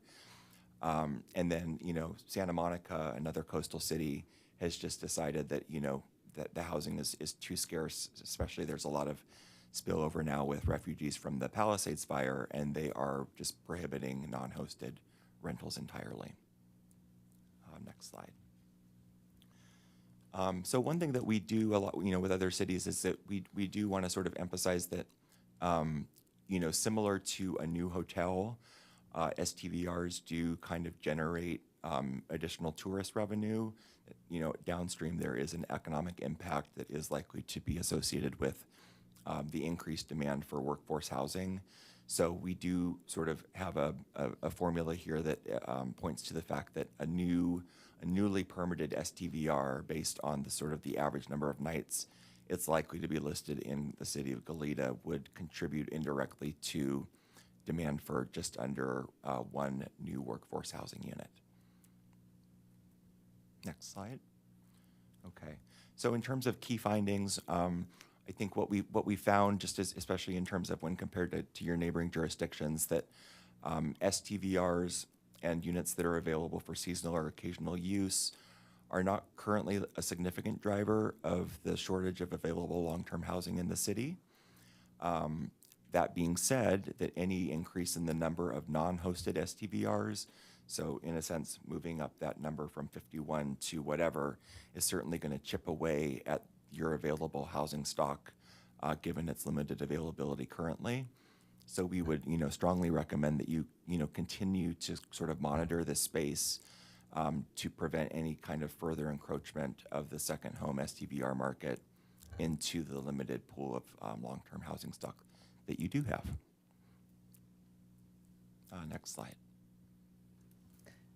So before we jump into the recommendations, I just wanted to flag that staff, the recommendations that Aaron will summarize, by slide, we'll discuss the staff recommendations and kind of why, and Andy Newkirk will summarize those. So just wanted to give you kind of that explanation because the word recommendations used a couple times, and I wanted to clarify. But the staff recommendations are kind of based on more the unique situation of Goleta. For example, the 51 active short-term vacation rentals that were at the time of the report. So it fluctuates, but that was at the time, and 23% of those were hosted. So that's 23% of 51 that were active at the time. So it's a lot, much reduced. And then so that kind of gets to kind of the scale of the problem, if that's what you want to call it, which I think any use of our housing stock that's not for our residents and people who work here is why we're doing this study in the first place. Before you move on, let me see if people have, on the parts that we've covered, are there any questions for on the material we got so far before we go to recommendations? I have some, others don't. Okay. So one of my questions, my understanding is our data is only including a few, I guess it's Airbnb and Vrbo, I think, but doesn't include some of the other sites. Is that correct, Mr. Rio? Mayor Pro Tem Kazin, so no, I wouldn't say that necessarily. That would be on the bulk share of the TOT revenues that are generated. As for the licensing, it's a combination of both, but the majority is from identifying or working with Airbnb. So, but I mean, in other words, are there gaps that we are collecting data on with those providers with which we have an agreement, right? And then there's some that we don't have an agreement, and I gather, are we still collecting data? Does the 51, is that the universe, or is that a subset of those with which we have a working relationship, and there's actually a larger number beyond that? I would say it's pretty much the majority of it, but there are a few of the other online platforms that we still need to work with to implement our ordinance, the hosting responsibilities as an online facilitator. So Like Airbnb, Vrbo, Expedia, those are the that company, those two companies are the largest ones. But yeah, there could be a small few out there, but just based on comparing our data with some of those other sources out there that does data scraping, we are in that relevant line of what's out there. So we got the majority, you're saying, Right. but not the totality. And so what is the difference, therefore, in the one that you presented, you had 69 as the number in Goleta versus 51. Is that difference, that 18, reflective of, well, what is it? It's hard to say, but I think that, it's never going to be, exactly correct. It could be sort of a lagging indicator. For example, the scraper is still recognizing a listing that may be available online, but their permit may be sort of en route to expiring or have expired. But that delta between the 51 and the 69 didn't sort of scream out at us as being necessarily like a red flag, if you will. Well, I'm just trying to Yeah. get a better sense of what the actual number is, if it's closer to 69 or it's closer to 51. All right. And for so 33% of the short-term vacation rentals, you said, are over 180 days. And so those are ones that, if we're thinking as we go to recommendations, those would be the ones that are most likely pulling housing stock out of circulation. Not if they're hosted. Okay, good point. Yeah. Good point. And you said 23% of the total, you said, is hosted. Would we know that sort of crosstab? What percent of the 33% over 180 degrees are the hosted versus unhosted? I don't think we have that crosstab. Okay. And one last question, just to understand. Hosted is where it is some sort of room in a house, some sort of large residential house, and I rent a bedroom or something of that sort, as opposed to an apartment. And I own an apartment, I own a building, some sort of building, and I'm renting an apartment in my building. That's not hosted if I live in one of the other apartments, if I'm right? I'm not sure I'm following the apartment question. Let's say there's separate, like ADUs, or there's separate units in a building, and I live in the building, but it's not a single, like we share a house where we share a kitchen or something like that. Is that, which counts as? So you're saying that you're a tenant in a multi-unit building, and Yeah, you've decided basically. to. And the landlord, the owner landlord lives there in the building. Sure, and the landlord is just renting out a whole unit in that building? Renting or owning. I think that would be considered a non-hosted if it's an entire unit that is where the property owner is not present. Well, let's say that the property owner is the landlord in essence. The property owner has a unit in this building. Okay, they live in the building, but there are other apartments in the building. Yeah, I think we still wouldn't classify that as a hosted. Okay. Yeah. A hosted is when it's basically like a big house and Correct. there's separate bedrooms that are rented out. Correct. Okay, thank you. Okay. No one else? All right, carry on. Okay, so I think we'll just jump into the summary of the BAE recommendations or kind of considerations, and then the staff recommendations that are tailored to the city situation. Great. So I think, first off, we would recommend updating the definition of STVR in your municipal code. This would sort of be the basis by which you could, if you wanted to, make some of those distinctions that we talked about hosted versus non-hosted.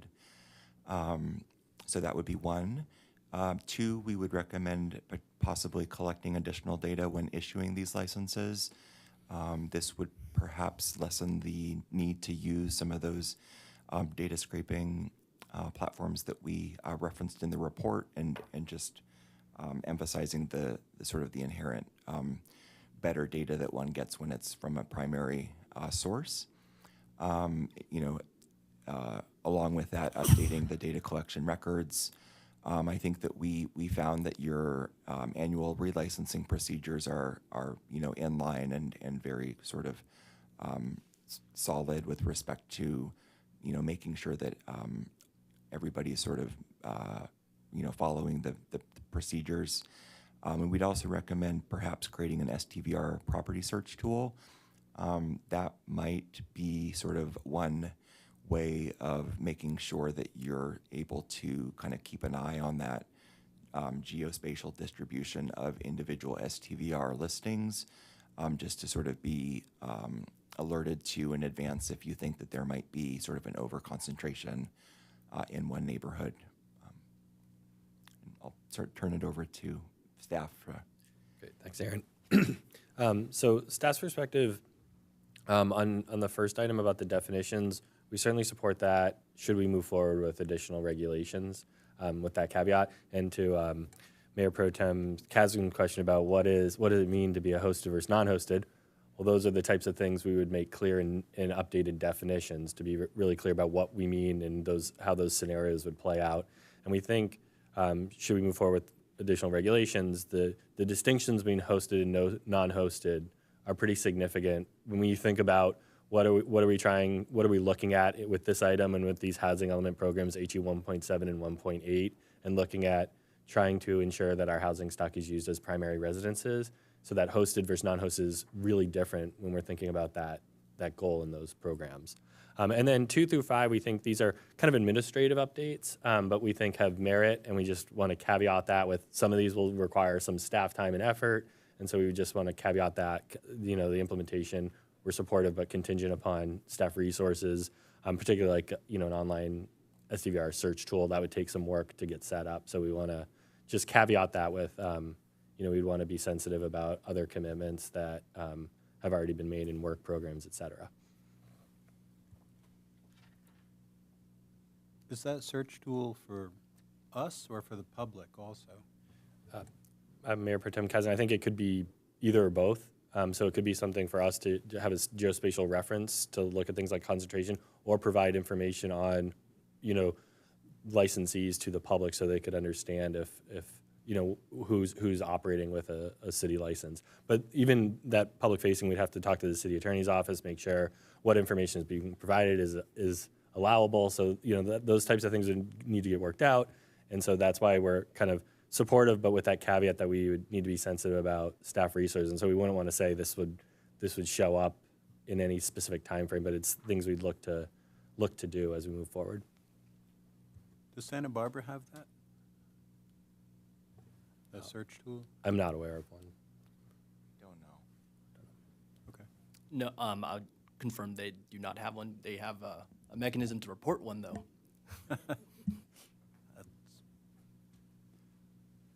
Okay. Do you want to hear us kind of deliberate or respond to these, vote Mayor on Term President, them? I think it'd be better at the end because a bunch of these recommendations kind of overlap, and that's kind of where some of our recommendations are coming from. So I think it'd be best to hear all of it first. Okay. Okay. Next set of recommendations, I think these really get at kind of the initial premise of this exercise, which is to look at kind of, the housing element-driven nature of this and really sort of trying to make sure that we're avoiding any kind of speculative activity that might inadvertently contribute to somebody being displaced. So we would recommend, and we've seen this in other jurisdictions, prohibiting the STVR rentals for properties where there was recently a no-fault eviction. We would also recommend establishing a waiting period for issuing new STVR licenses where there's been a new home purchase, as well as implementing enhanced enforcement penalties. So if, for example, you find that there are some bad actors there who are maybe not being forthcoming about whether they're being, actually being on site for the whole time, for example, you would be able to have some recourse there and revoke STVR licenses as warranted. And staff is supportive of these recommendations. I think the first two are fairly straightforward, especially as they apply to non-hosted, to kind of avoid some scenarios that could be harmful to our housing stock. And then on item 8, staff is supportive of this to give some more teeth, particularly if we add regulations where some people may try to skirt those regulations, to have a little bit clearer enforcement process. I do want to note that we don't have a lot of code compliance cases with active STVR licenses now, so I want to be clear. There's only been a couple of the last 4 or 5 years, so that isn't a huge code compliance list at this point, but that's not why this is suggested like this. Is really just to make sure we can enforce any updated regulations.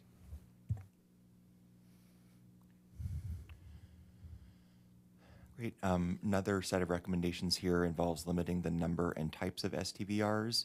So one option could be to limit the total number of STVRs that could be permitted in the city at any given time. So that's essentially looking at that cap, sort of what is the ratio of permitted STVRs to the total housing stock, and just being sort of mindful of that changing over time. And then the second one is creating a mechanism to reduce allowed permits where needed. Some cities have done this just to sort of give them a little bit of an escape valve when there are sort of external factors that are impacting the housing supply in a way that they hadn't sort of anticipated or foreseen. Yeah, and staff's approach on this one is not recommended in light of some of the subsequent recommendations here. And just a little bit of the thinking is establishing a cap is a pretty blunt instrument, but it also requires administrative oversight, managing a cap, managing a wait list if there is one in the future, those types of things. And so we think, based on kind of what we're seeing in the data and the report, there may be some simpler ways of addressing some of the potential concerns with STVRs, but certainly welcome feedback from council on this.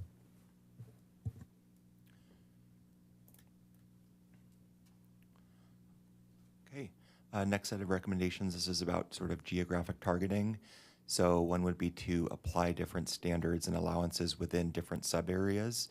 So this could be, for example, making a distinction in your residential versus commercial zones, whether those would be sort of hosted or non-hosted. You could also establish density standards that establish a sort of a minimum or distance between permitted STVRs. But as Andy alluded to earlier, that we haven't seen much evidence of major code issues. So that sort of could be a recommendation that isn't necessarily germane at this time. Yeah, and so similar to the previous one, there could be some complexity. Some places do like these sub-zones within different areas, and just based on the distribution, and it seems like that may be an overcomplication of the regulation at this point. So And again, when we get to it, we think there's maybe some simpler ways to get at potential issues that may be kind of more straightforward.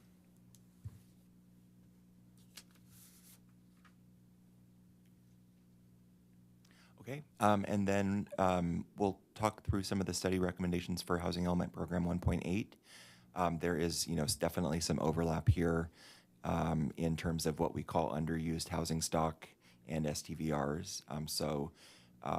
13, we're also recommending that one way to get out ahead of potential increase in your housing stock that we would call underutilized is to update the definition of an STVR in your municipal code per 1.7, and that would be, specifically around making a distinction between hosted and non-hosted, but it could also provide a little bit more clarity around the approach that you wanted to take regarding fractional ownership, perhaps in timeshares. This is an approach that we've seen taken in other jurisdictions with a high presence of STVRs. We would also potentially recommend creating a registry for what we would call kind of middle term leases from 31 to 90 days.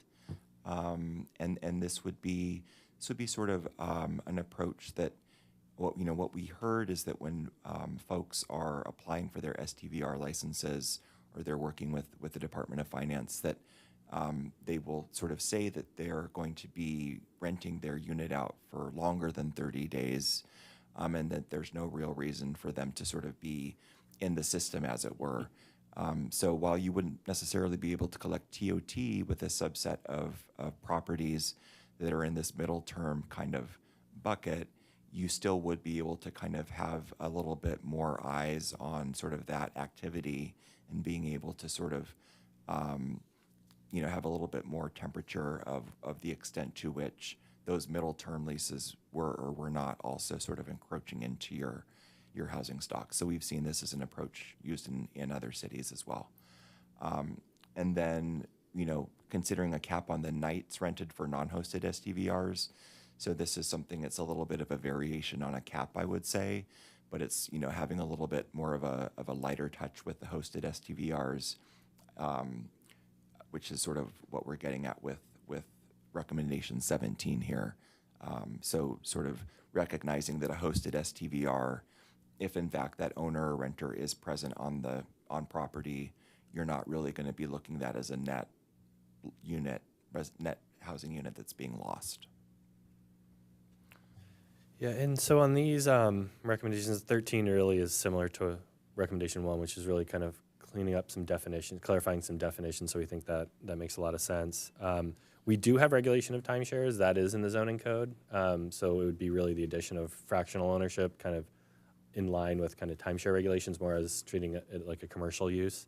The registry, again, to be clear, we're not saying 31 plus up to like a year, all rentals. We're looking really at that like 31 to 90 days where there's kind of a bleed over from short-term rentals into this category that we don't have licensing for, but that, again, may be serving as something other than someone's primary residence. So that's why we trying to get at that a little bit. And we have certainly anecdotal evidence that that's a common thing that's happening, is kind of moving out of the 1 to 30 day into the kind of the 31 plus, but really marketed as short term. So item 16 is kind of out of the potential provisions that could really like reduce or disincentivize short-term rentals. Staff is more supportive of item 16, and that's really looking at the number of nights you could rent out your non-hosted STVR. And the thinking there is focusing on non-hosted. So hosted, again, is serving as, in theory, the primary residence for the host. Non-hosted, it could still be, depending on where that cap is set, someone could still have that as their primary residence, but when they're traveling over the summer, they could then rent out as a non-hosted short-term rental, but just for a smaller amount of time. So there maybe that could be a way to support travel, to support seeing family, to just support affording to stay in that unit, but that we keep it that cap at a low enough number that it disincentivizes strictly treating that unit as a income property as a full-time, non-hosted STVR. So just kind of finding that sweet spot number, but we think that could be a really powerful tool in really thinking about what the purpose of this item is and what we're trying to achieve. We think that works pretty well. And then certainly consider fewer restricted and hosted. So I think we've kind of beat that one up. But we do see a real difference between hosted and non-hosted.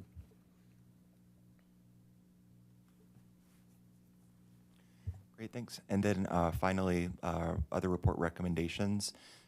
So really enforcing and making sure that folks are aware that you do have what we call these good neighbor guidelines that are noted in your STVR performance standards. So making sure those are highlighted and that sort of folks are aware that those exist.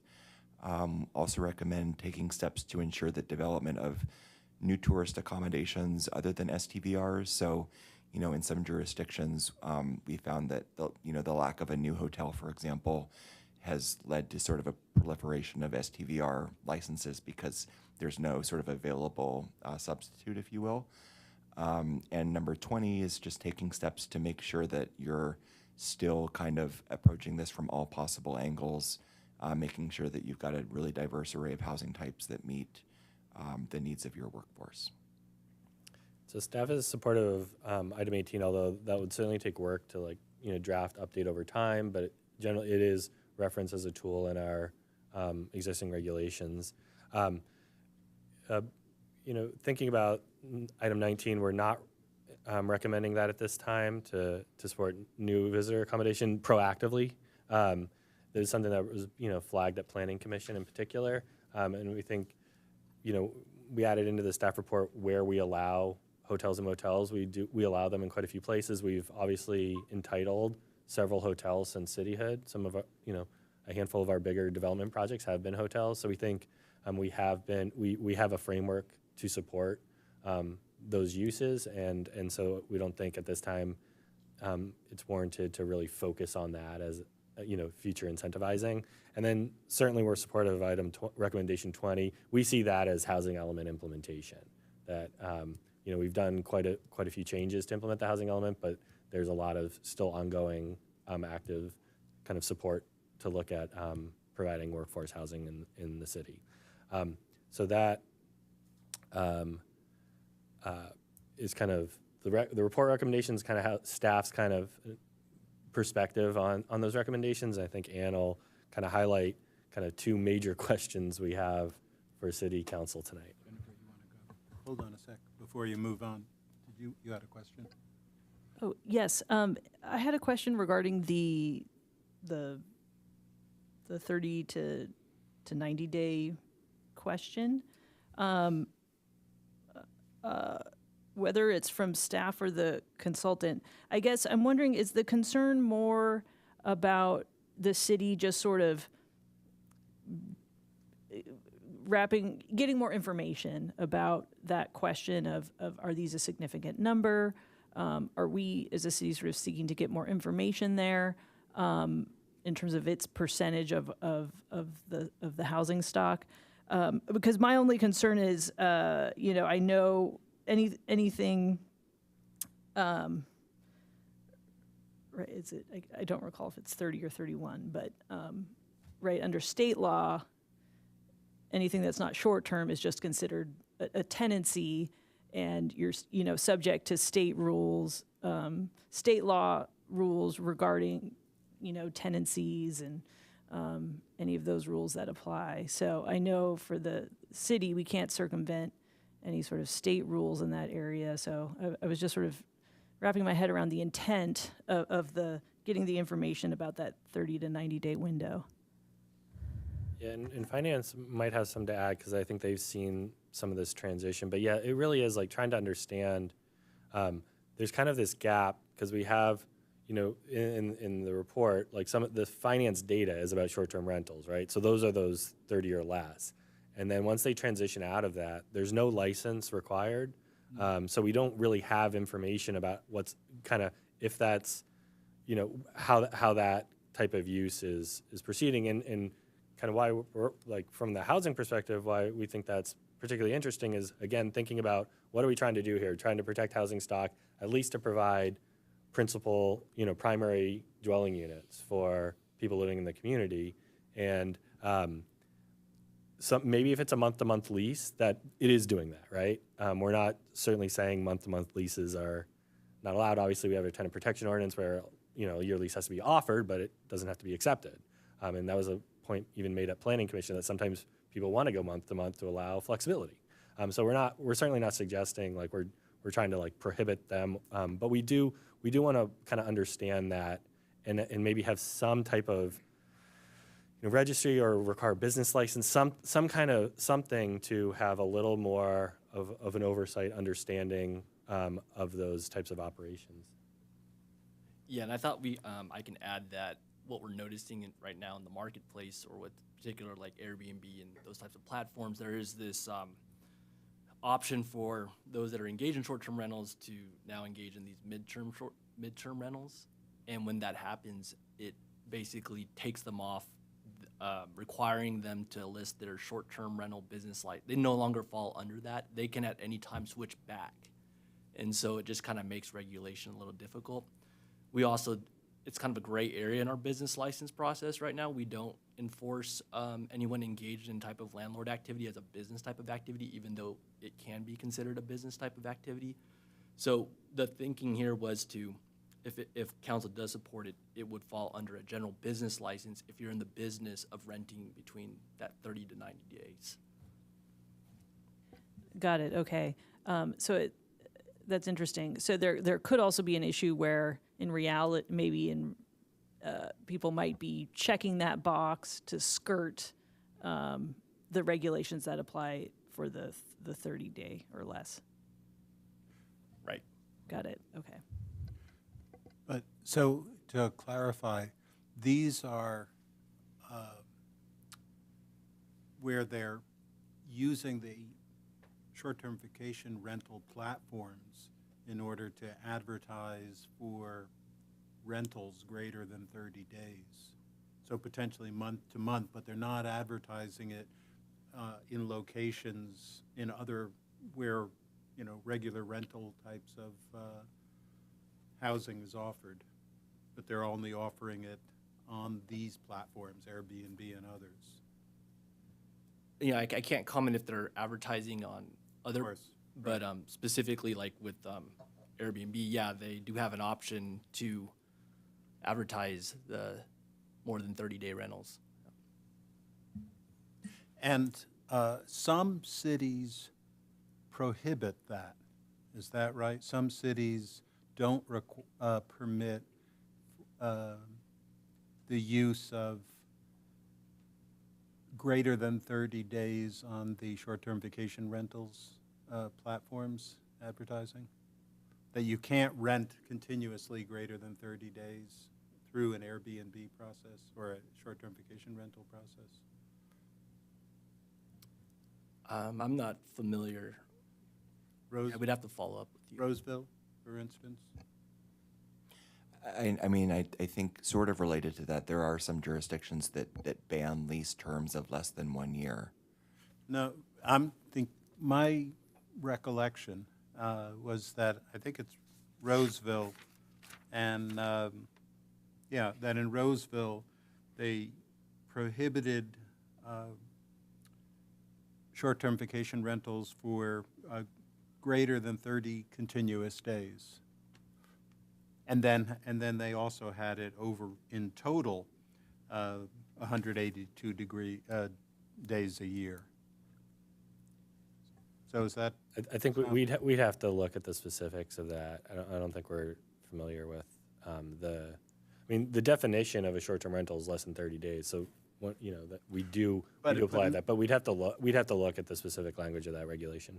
Yeah, because I guess the question is that in other words, it's not classified, I gather, as a short-term vacation rental, but they're advertising on the platforms of the short-term vacation rentals, and as opposed to in wherever people are getting rental. And I guess I'm wondering what it is that, let's say, Roseville does in response to that question, because anyway. Yeah, I think we're not prepared to answer that because we really did focus on short-term vacation rentals. But we did, flag this item that was, outside of kind of the scope, which is the 31 to 90 days. And yeah, we would need specific direction if we were to. Well, I'd like you to look at it. I mean, is that, so, Well, I think we probably need to get to the council question slide, and then as we get your feedback and direction, then we'll. It looks like Director Imhoff has something to say. Mayor Pro Tem and Council, I just wanted to address this briefly because we are undertaking a separate effort to regulate tenant protections, excuse me, and there will be an overlap between tenant protections and this effort. And so as we bring this back, as we look at it, we can certainly address that question. The fundamental concern with tenant protections is that now under state law, leases have to be offered for a minimum of 1 year. So we wouldn't want in the short-term vacation rental regulations to create an end run around that requirement. And again, when we bring this back, after we receive the council's direction on this, we can look at those and make sure that they sync and that the overlap makes sense. okay. I guess what I'd like to understand is what it is that a city like Roseville does as far as the 30-day, just to get a better sense of that. Okay? All right, if we could move to the next slide and then just finish our presentation, and then we can start, because, we're just not prepared to answer that question like right now. No, understood. Okay. I understood that. Okay. All right, so the first question, because we, did this analysis without really any kind of guidance from council, was, do you want us to move forward with a more robust regulatory approach? Because we didn't have that check-in. And so if you do, how are those recommendations that are suggested by staff? Do you agree with them? Do you want to modify them? Do you want to take a different approach? And but we did try to, get you into the playing field with the staff recommendation, and we'll take it from there. But that really concludes the staff presentation, and we look forward to getting your input and guidance on this. Sure, good idea. Thanks, I would have forgotten it. Is there any public comment? Yes, I do have one speaker slip. For those of you on the Zoom webinar, please use the raised hand icon if you'd like to speak to this item. I have Michael Becchio.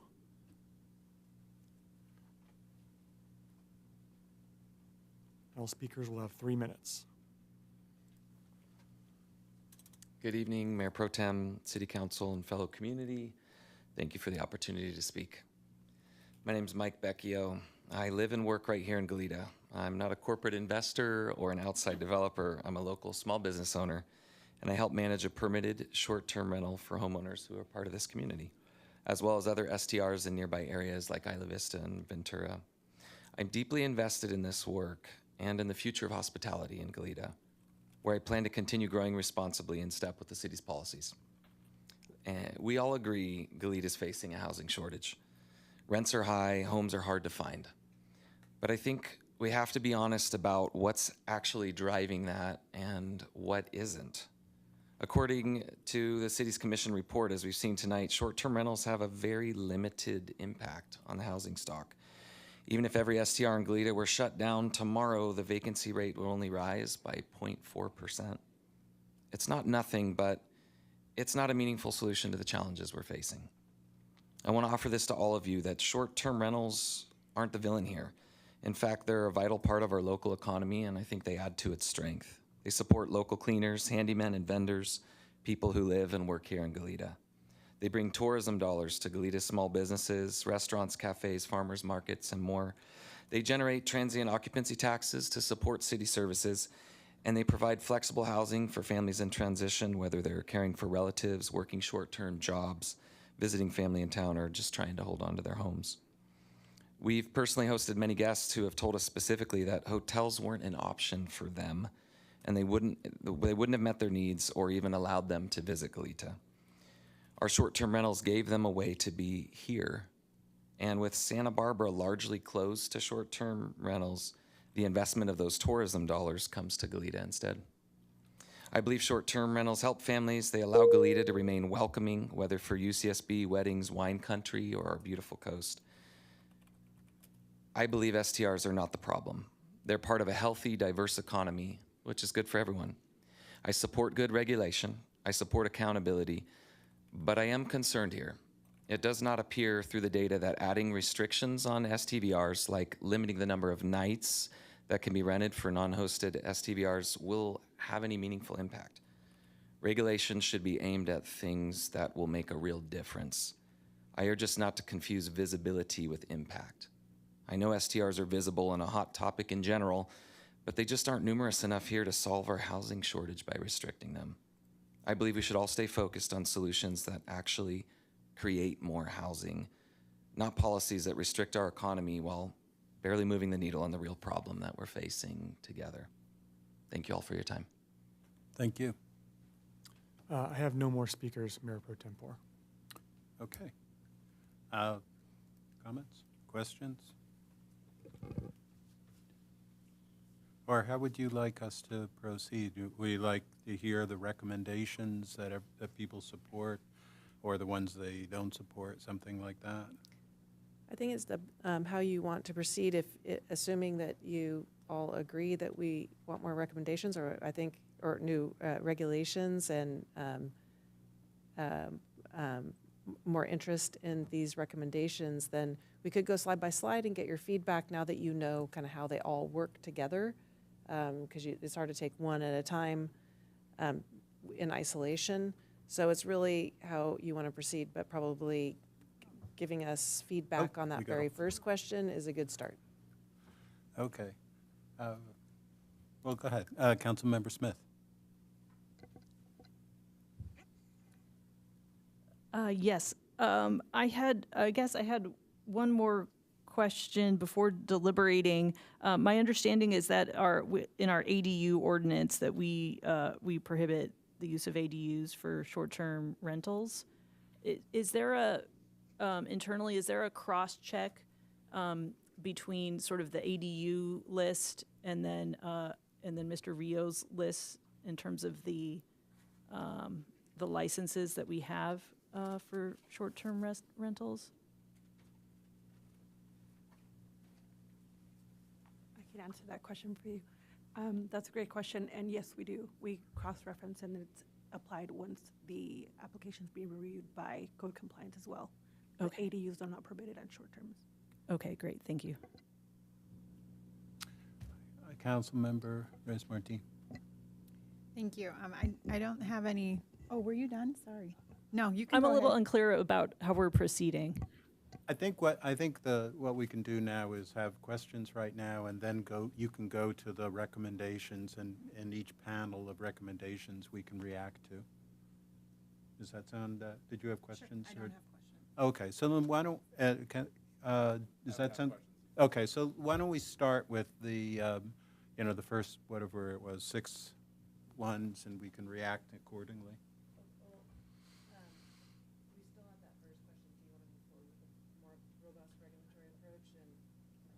Looking to make sure that we have an answer to that question. Yes. Yes. Okay, thank you. All right, so we'll go back to recommendation 1 to that slide, and you guys can provide us with feedback based on the 5 recommendations and what staff is suggesting is how to move forward with those or not. Okay. Sure. I can get us started. I know that some of them relate to later ones, so I'll talk about the first ones, but I'm probably going to talk a little bit about some of the ones later on too.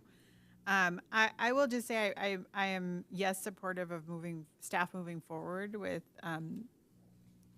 more robust regulations. It has been quite some time since we had a kind of big holistic look at our ordinance. And I am generally supportive of all the recommendations that staff has indicated here to move forward and kind of then flesh out the language and what exactly, how it all will work. With 1 through 5, I do want to note, especially with 2 through 5, the note about consideration for staffing and budget. So I think when this comes back, some more information about what that means.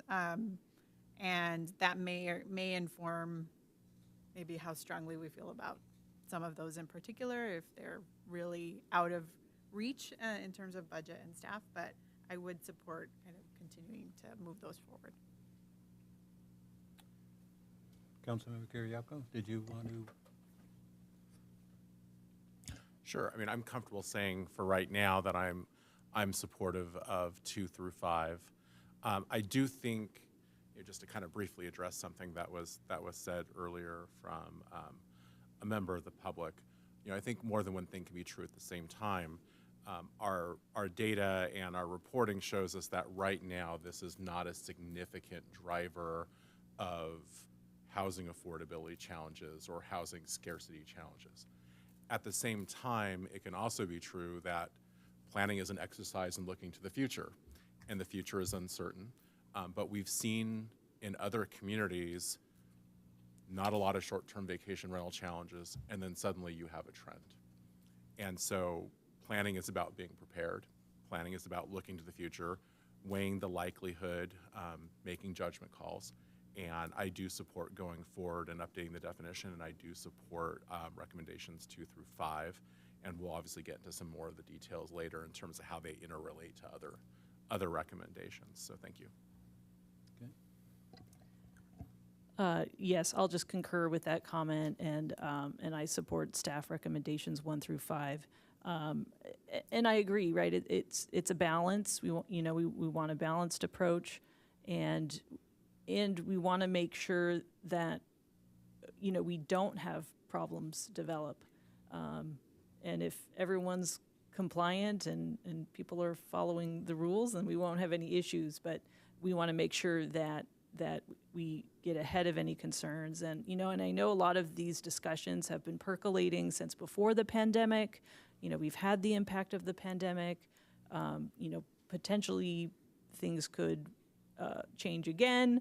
So, I think, we'll get more details from staff at a later date. But generally speaking, I'm supportive of 1 through 5.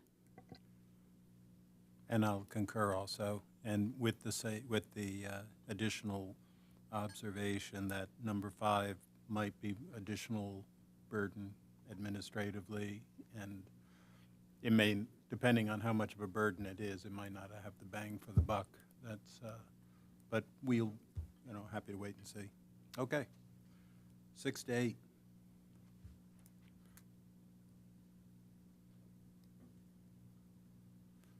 Anyone want to start us off? I support the staff recommendations. Yeah, this will be pretty easy, won't it? Councilmember Smith? Yes, I support the staff recommendations.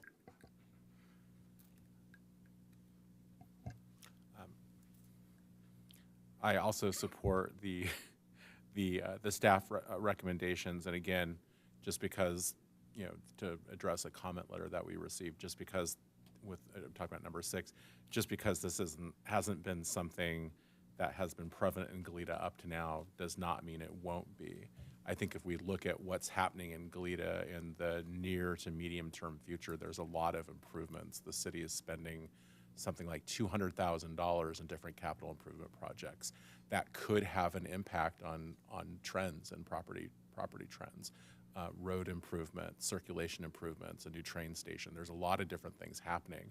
We don't know yet if those things will have any kind of an impact on STVRs, and I think we have to at least think about it. And I'll concur also and just observe that with 6 especially, it would be appalling if we were not to do that, and if somebody finds it's more lucrative to have short-term vacation rentals and people, they can evict people from regular housing in order to get that's exactly the opposite of what we're trying to achieve. So anyway, so very good on that.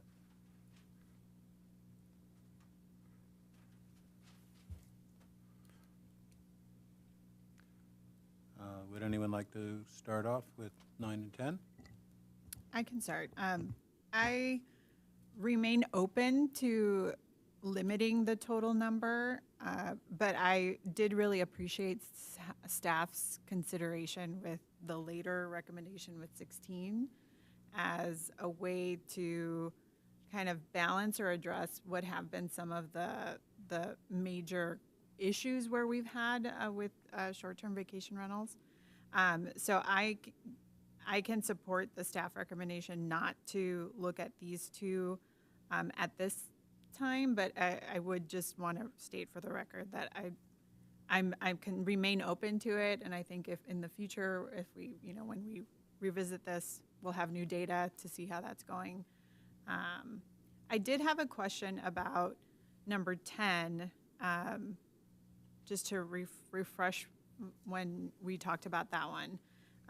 We do have mechanisms to revoke permits if they violate some part of the ordinance, right? So that does exist. Okay, thank you. Councilmember Smith? Yes, I would agree. I can support the staff recommendation. And, I think the reasoning with our current scenario makes sense. But I think, that it's just something that we'll need to continue to monitor down the line in terms of, total numbers. But for the time being, I can support the staff recommendation. Councilmember Kiriaka? I don't recommend 10. 9, I'm open to it. I'm really still thinking about it. Other cities have done it to try and address their challenges in various ways. And it's a little bit more clear cut than some of the other kind of adjacent approaches that are kind of a little bit vague. So I'm open to 9. I'm open to 9. I'm not going to be pushy about it right now because I do feel like we have time, but I'd like staff to look at it. For me, I would be opposed to 9 and 10 at this point. When you think of 9, think about this. Like what happened to, here's 2 examples. One is a community garden and another is cannabis licenses. So in each case, people they really want to get a license. They really want to get either a garden plot or they want to get the cannabis license. So you create this kind of gold rush sort of thing, people rushing to get a license, because if you don't get one now and they're capped, you're not going to have access to them in the future. And so you've got to get your license, and then we have to establish a procedure, let's say as in community gardens, if your license isn't used over a certain period of time, then you would lose your license. Well, in that case, we're motivating people to put that unit. We're motivating them to get a license and operate a property as a short-term vacation rental, when in fact we don't want to be motivating them that way. We want to motivate them instead to put it on the regular rental market. So I think it would have unintended consequences.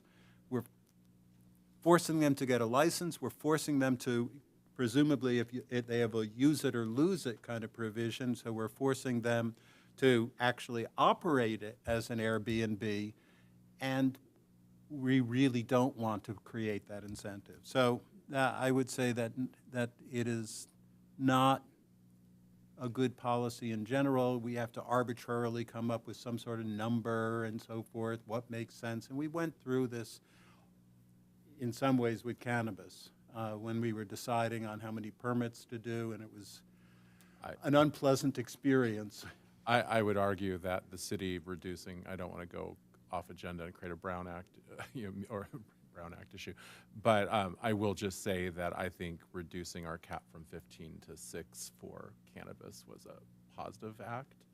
I don't necessarily think capping is a bad thing. I think it's about what's the right number. I can see where you'd get there from an academic exercise and kind of looking at it theoretically. All I'm saying is I don't want to foreclose the possibility of it. I'd like more information on how it's worked or not worked in other cities so I can better assess. For example, you brought up Roseville. I'd like to know how some other cities are handling something like number 9 before I just say, no, absolutely not. That's really all I'm saying. Councilmember Reyes-Martin? I would agree with Councilmember Kiriakou. I would welcome just some more information about if we had a limit, what's kind of the range of options of what that would look like. What has Carpinteria done? What does theirs look like? What kind of effect have they had? I think that a little bit of additional information would help me be more informed in being certain that that is or isn't something that would work for Goleta at this time. Councilmember Kasdan, Mayor Pro Tem Kasdan, can I just say one more thing? I also just want to underline, maybe underline is too subtle. I want to really emphasize that I don't have an expectation that this is going to be turned around tomorrow. This is going to be turned around next month. I think our work plan that we've had, I think our budgetary challenges will all inform the depth, breadth, and timing of when this research will be done and when they come back to us. So I just want to say that too. I don't have an expectation. I want to hear back on number 9 next week, or even next month, or even necessarily in the next budgetary year. I just want to make sure I say that for the record. Okay. You good? Okay. Then moving on to the next tranche.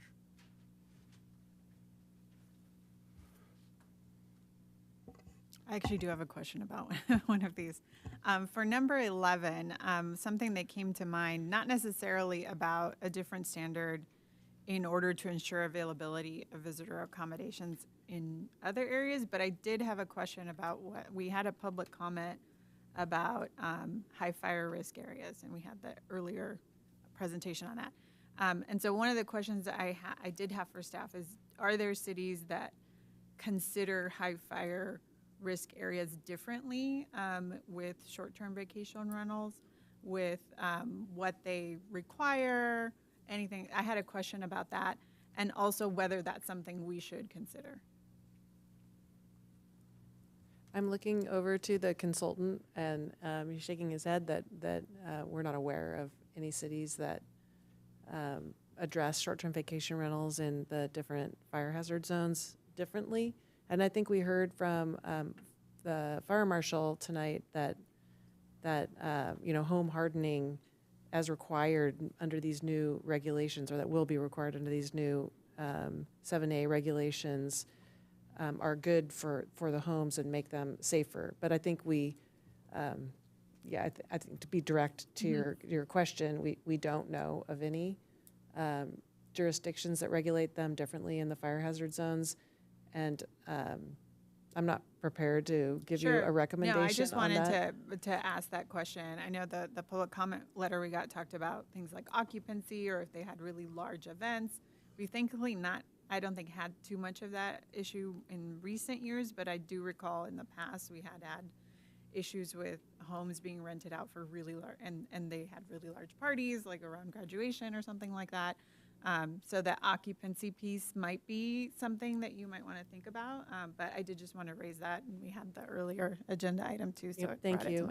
We don't have a lot of facts about are more parties occurring at short-term vacation rentals versus regular units, and if theoretically people are living in the short-term vacation rental, or if they were rented out to someone, so the fire hazard would be the same.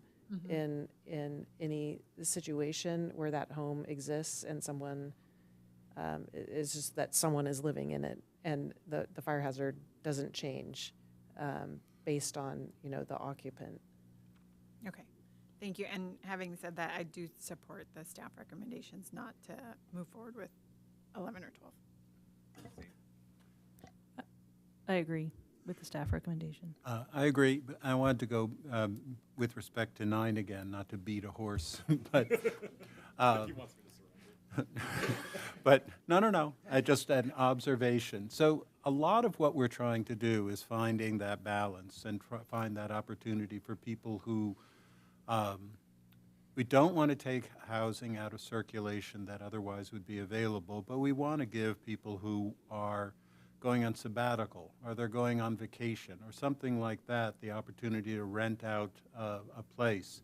And if people don't know in advance necessarily that they're going to, this summer, you know, we've decided to go to Greece for 2 months. Excellent choice, I know, right? If we're capping the number of available licenses, that person who is not regularly going anywhere won't have access to being able to rent out that place for the summer. So it's just something to keep in mind for the ad hoc kind of user, the person who isn't a regular renter and they just want to take advantage of a short absence or something like that. If we cap the number of units, that those people might be disadvantaged. But we've already covered that. I just wanted to add that. Okay, thank you. So, 13 and above, the last bunch, I think. No, not the last. I support the staff recommendations.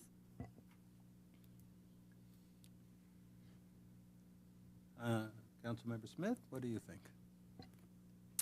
I would support the staff recommendation, and I'll just put a pitch in. I realize I realize this overlaps with some of the discussions that we've had on the tenant protection ordinance, which isn't agendized tonight. But I do think monitoring this issue of the 31 plus days is important. I think particularly in our community, I mean, we know that there's a lot of, right? I mean, we know there's a lot of summer activity in our community. We know there's like a lot of visiting professors, there's students, there's, you know, hospital and nursing staff. So I think for our community in particular, I think there is a lot of legitimate, you know, of the 31 to 90 day activity, but there may also be, you know, I guess false declarations that somebody's engaging in more of that midterm activity when in reality, maybe they're really doing some short-term activity. So I think that's something that's, you know, we can get more information on.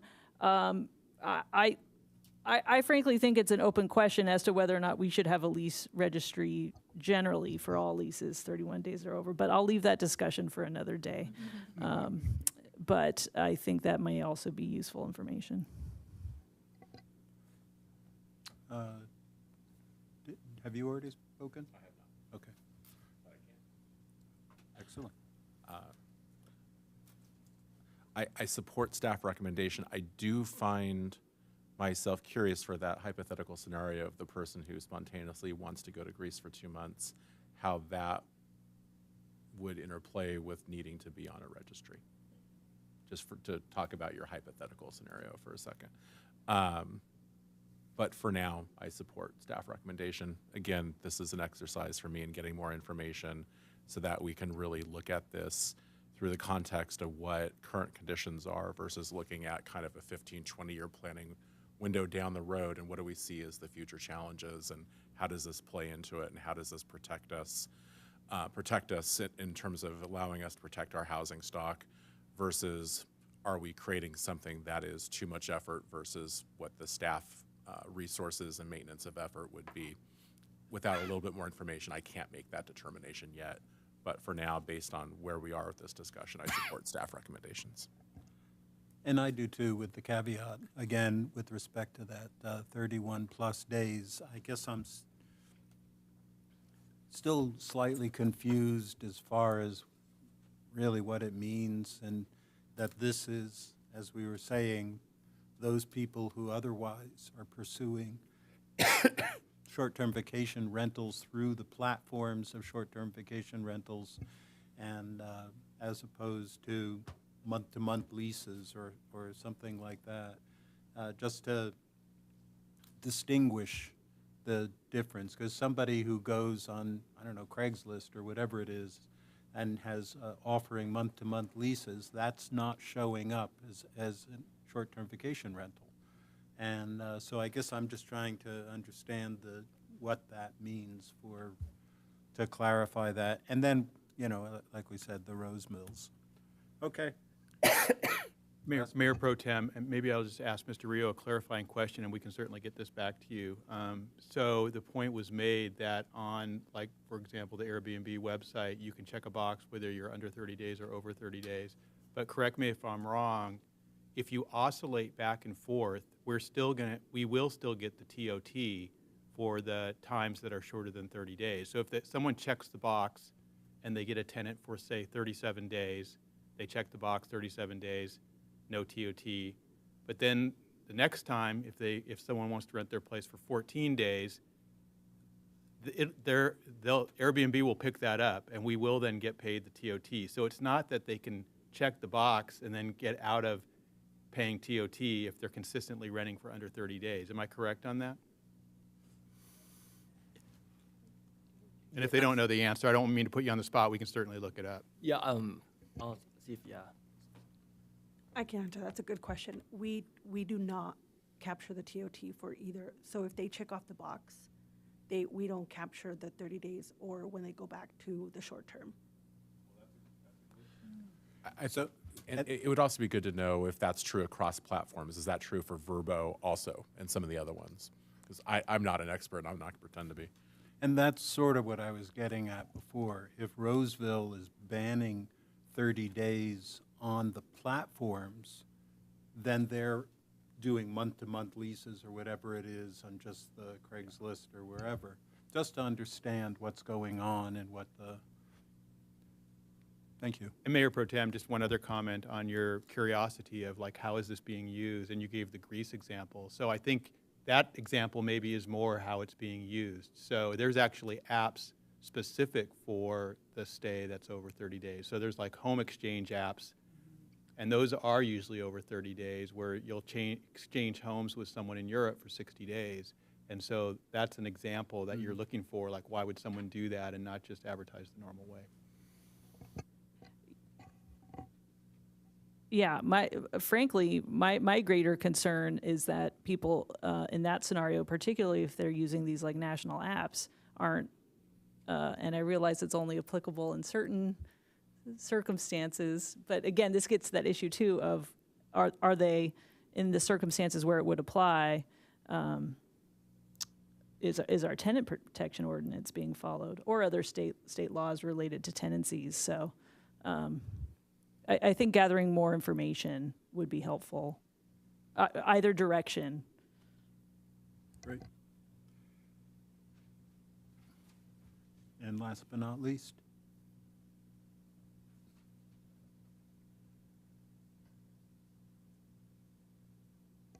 you guys ready? We have one more page.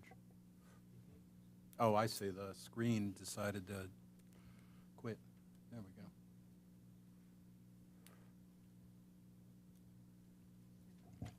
I support staff recommendation. I support the staff recommendation. I support the staff recommendation. Well, I'll just follow all the others. I support the staff recommendation. Okay. You guys good? We have what we need. Thank you. Very good. Okay. So, did I ask for public comment? Yes. Okay, thanks. Okay, good, right. Okay, so I guess, do any council members have any comments or standing committee reports? Councilmember Smith? I just wanted to comment that I really enjoyed the celebration of the 20th anniversary of the Elwood Mesa, and it was great to see so many, you know, of the people who were involved over the many decades in preserving the Elwood Mesa. It was great to see our former council member and mayor, Cynthia Brock, among others. So I just wanted to acknowledge that and to thank all the community that came out. I did want to note I did attend the Air Pollution Control District meeting on behalf of Mayor Perotti. They reviewed their proposed budget for the coming year. And there is some regulatory activity regarding one Goleta business, so I did note that caught my eye. But it was enjoyed participating in that process. Did you want to talk about ordinance committee? Didn't we have that? Tenant protection? Was that two? Okay. All right. Anyone else? Okay.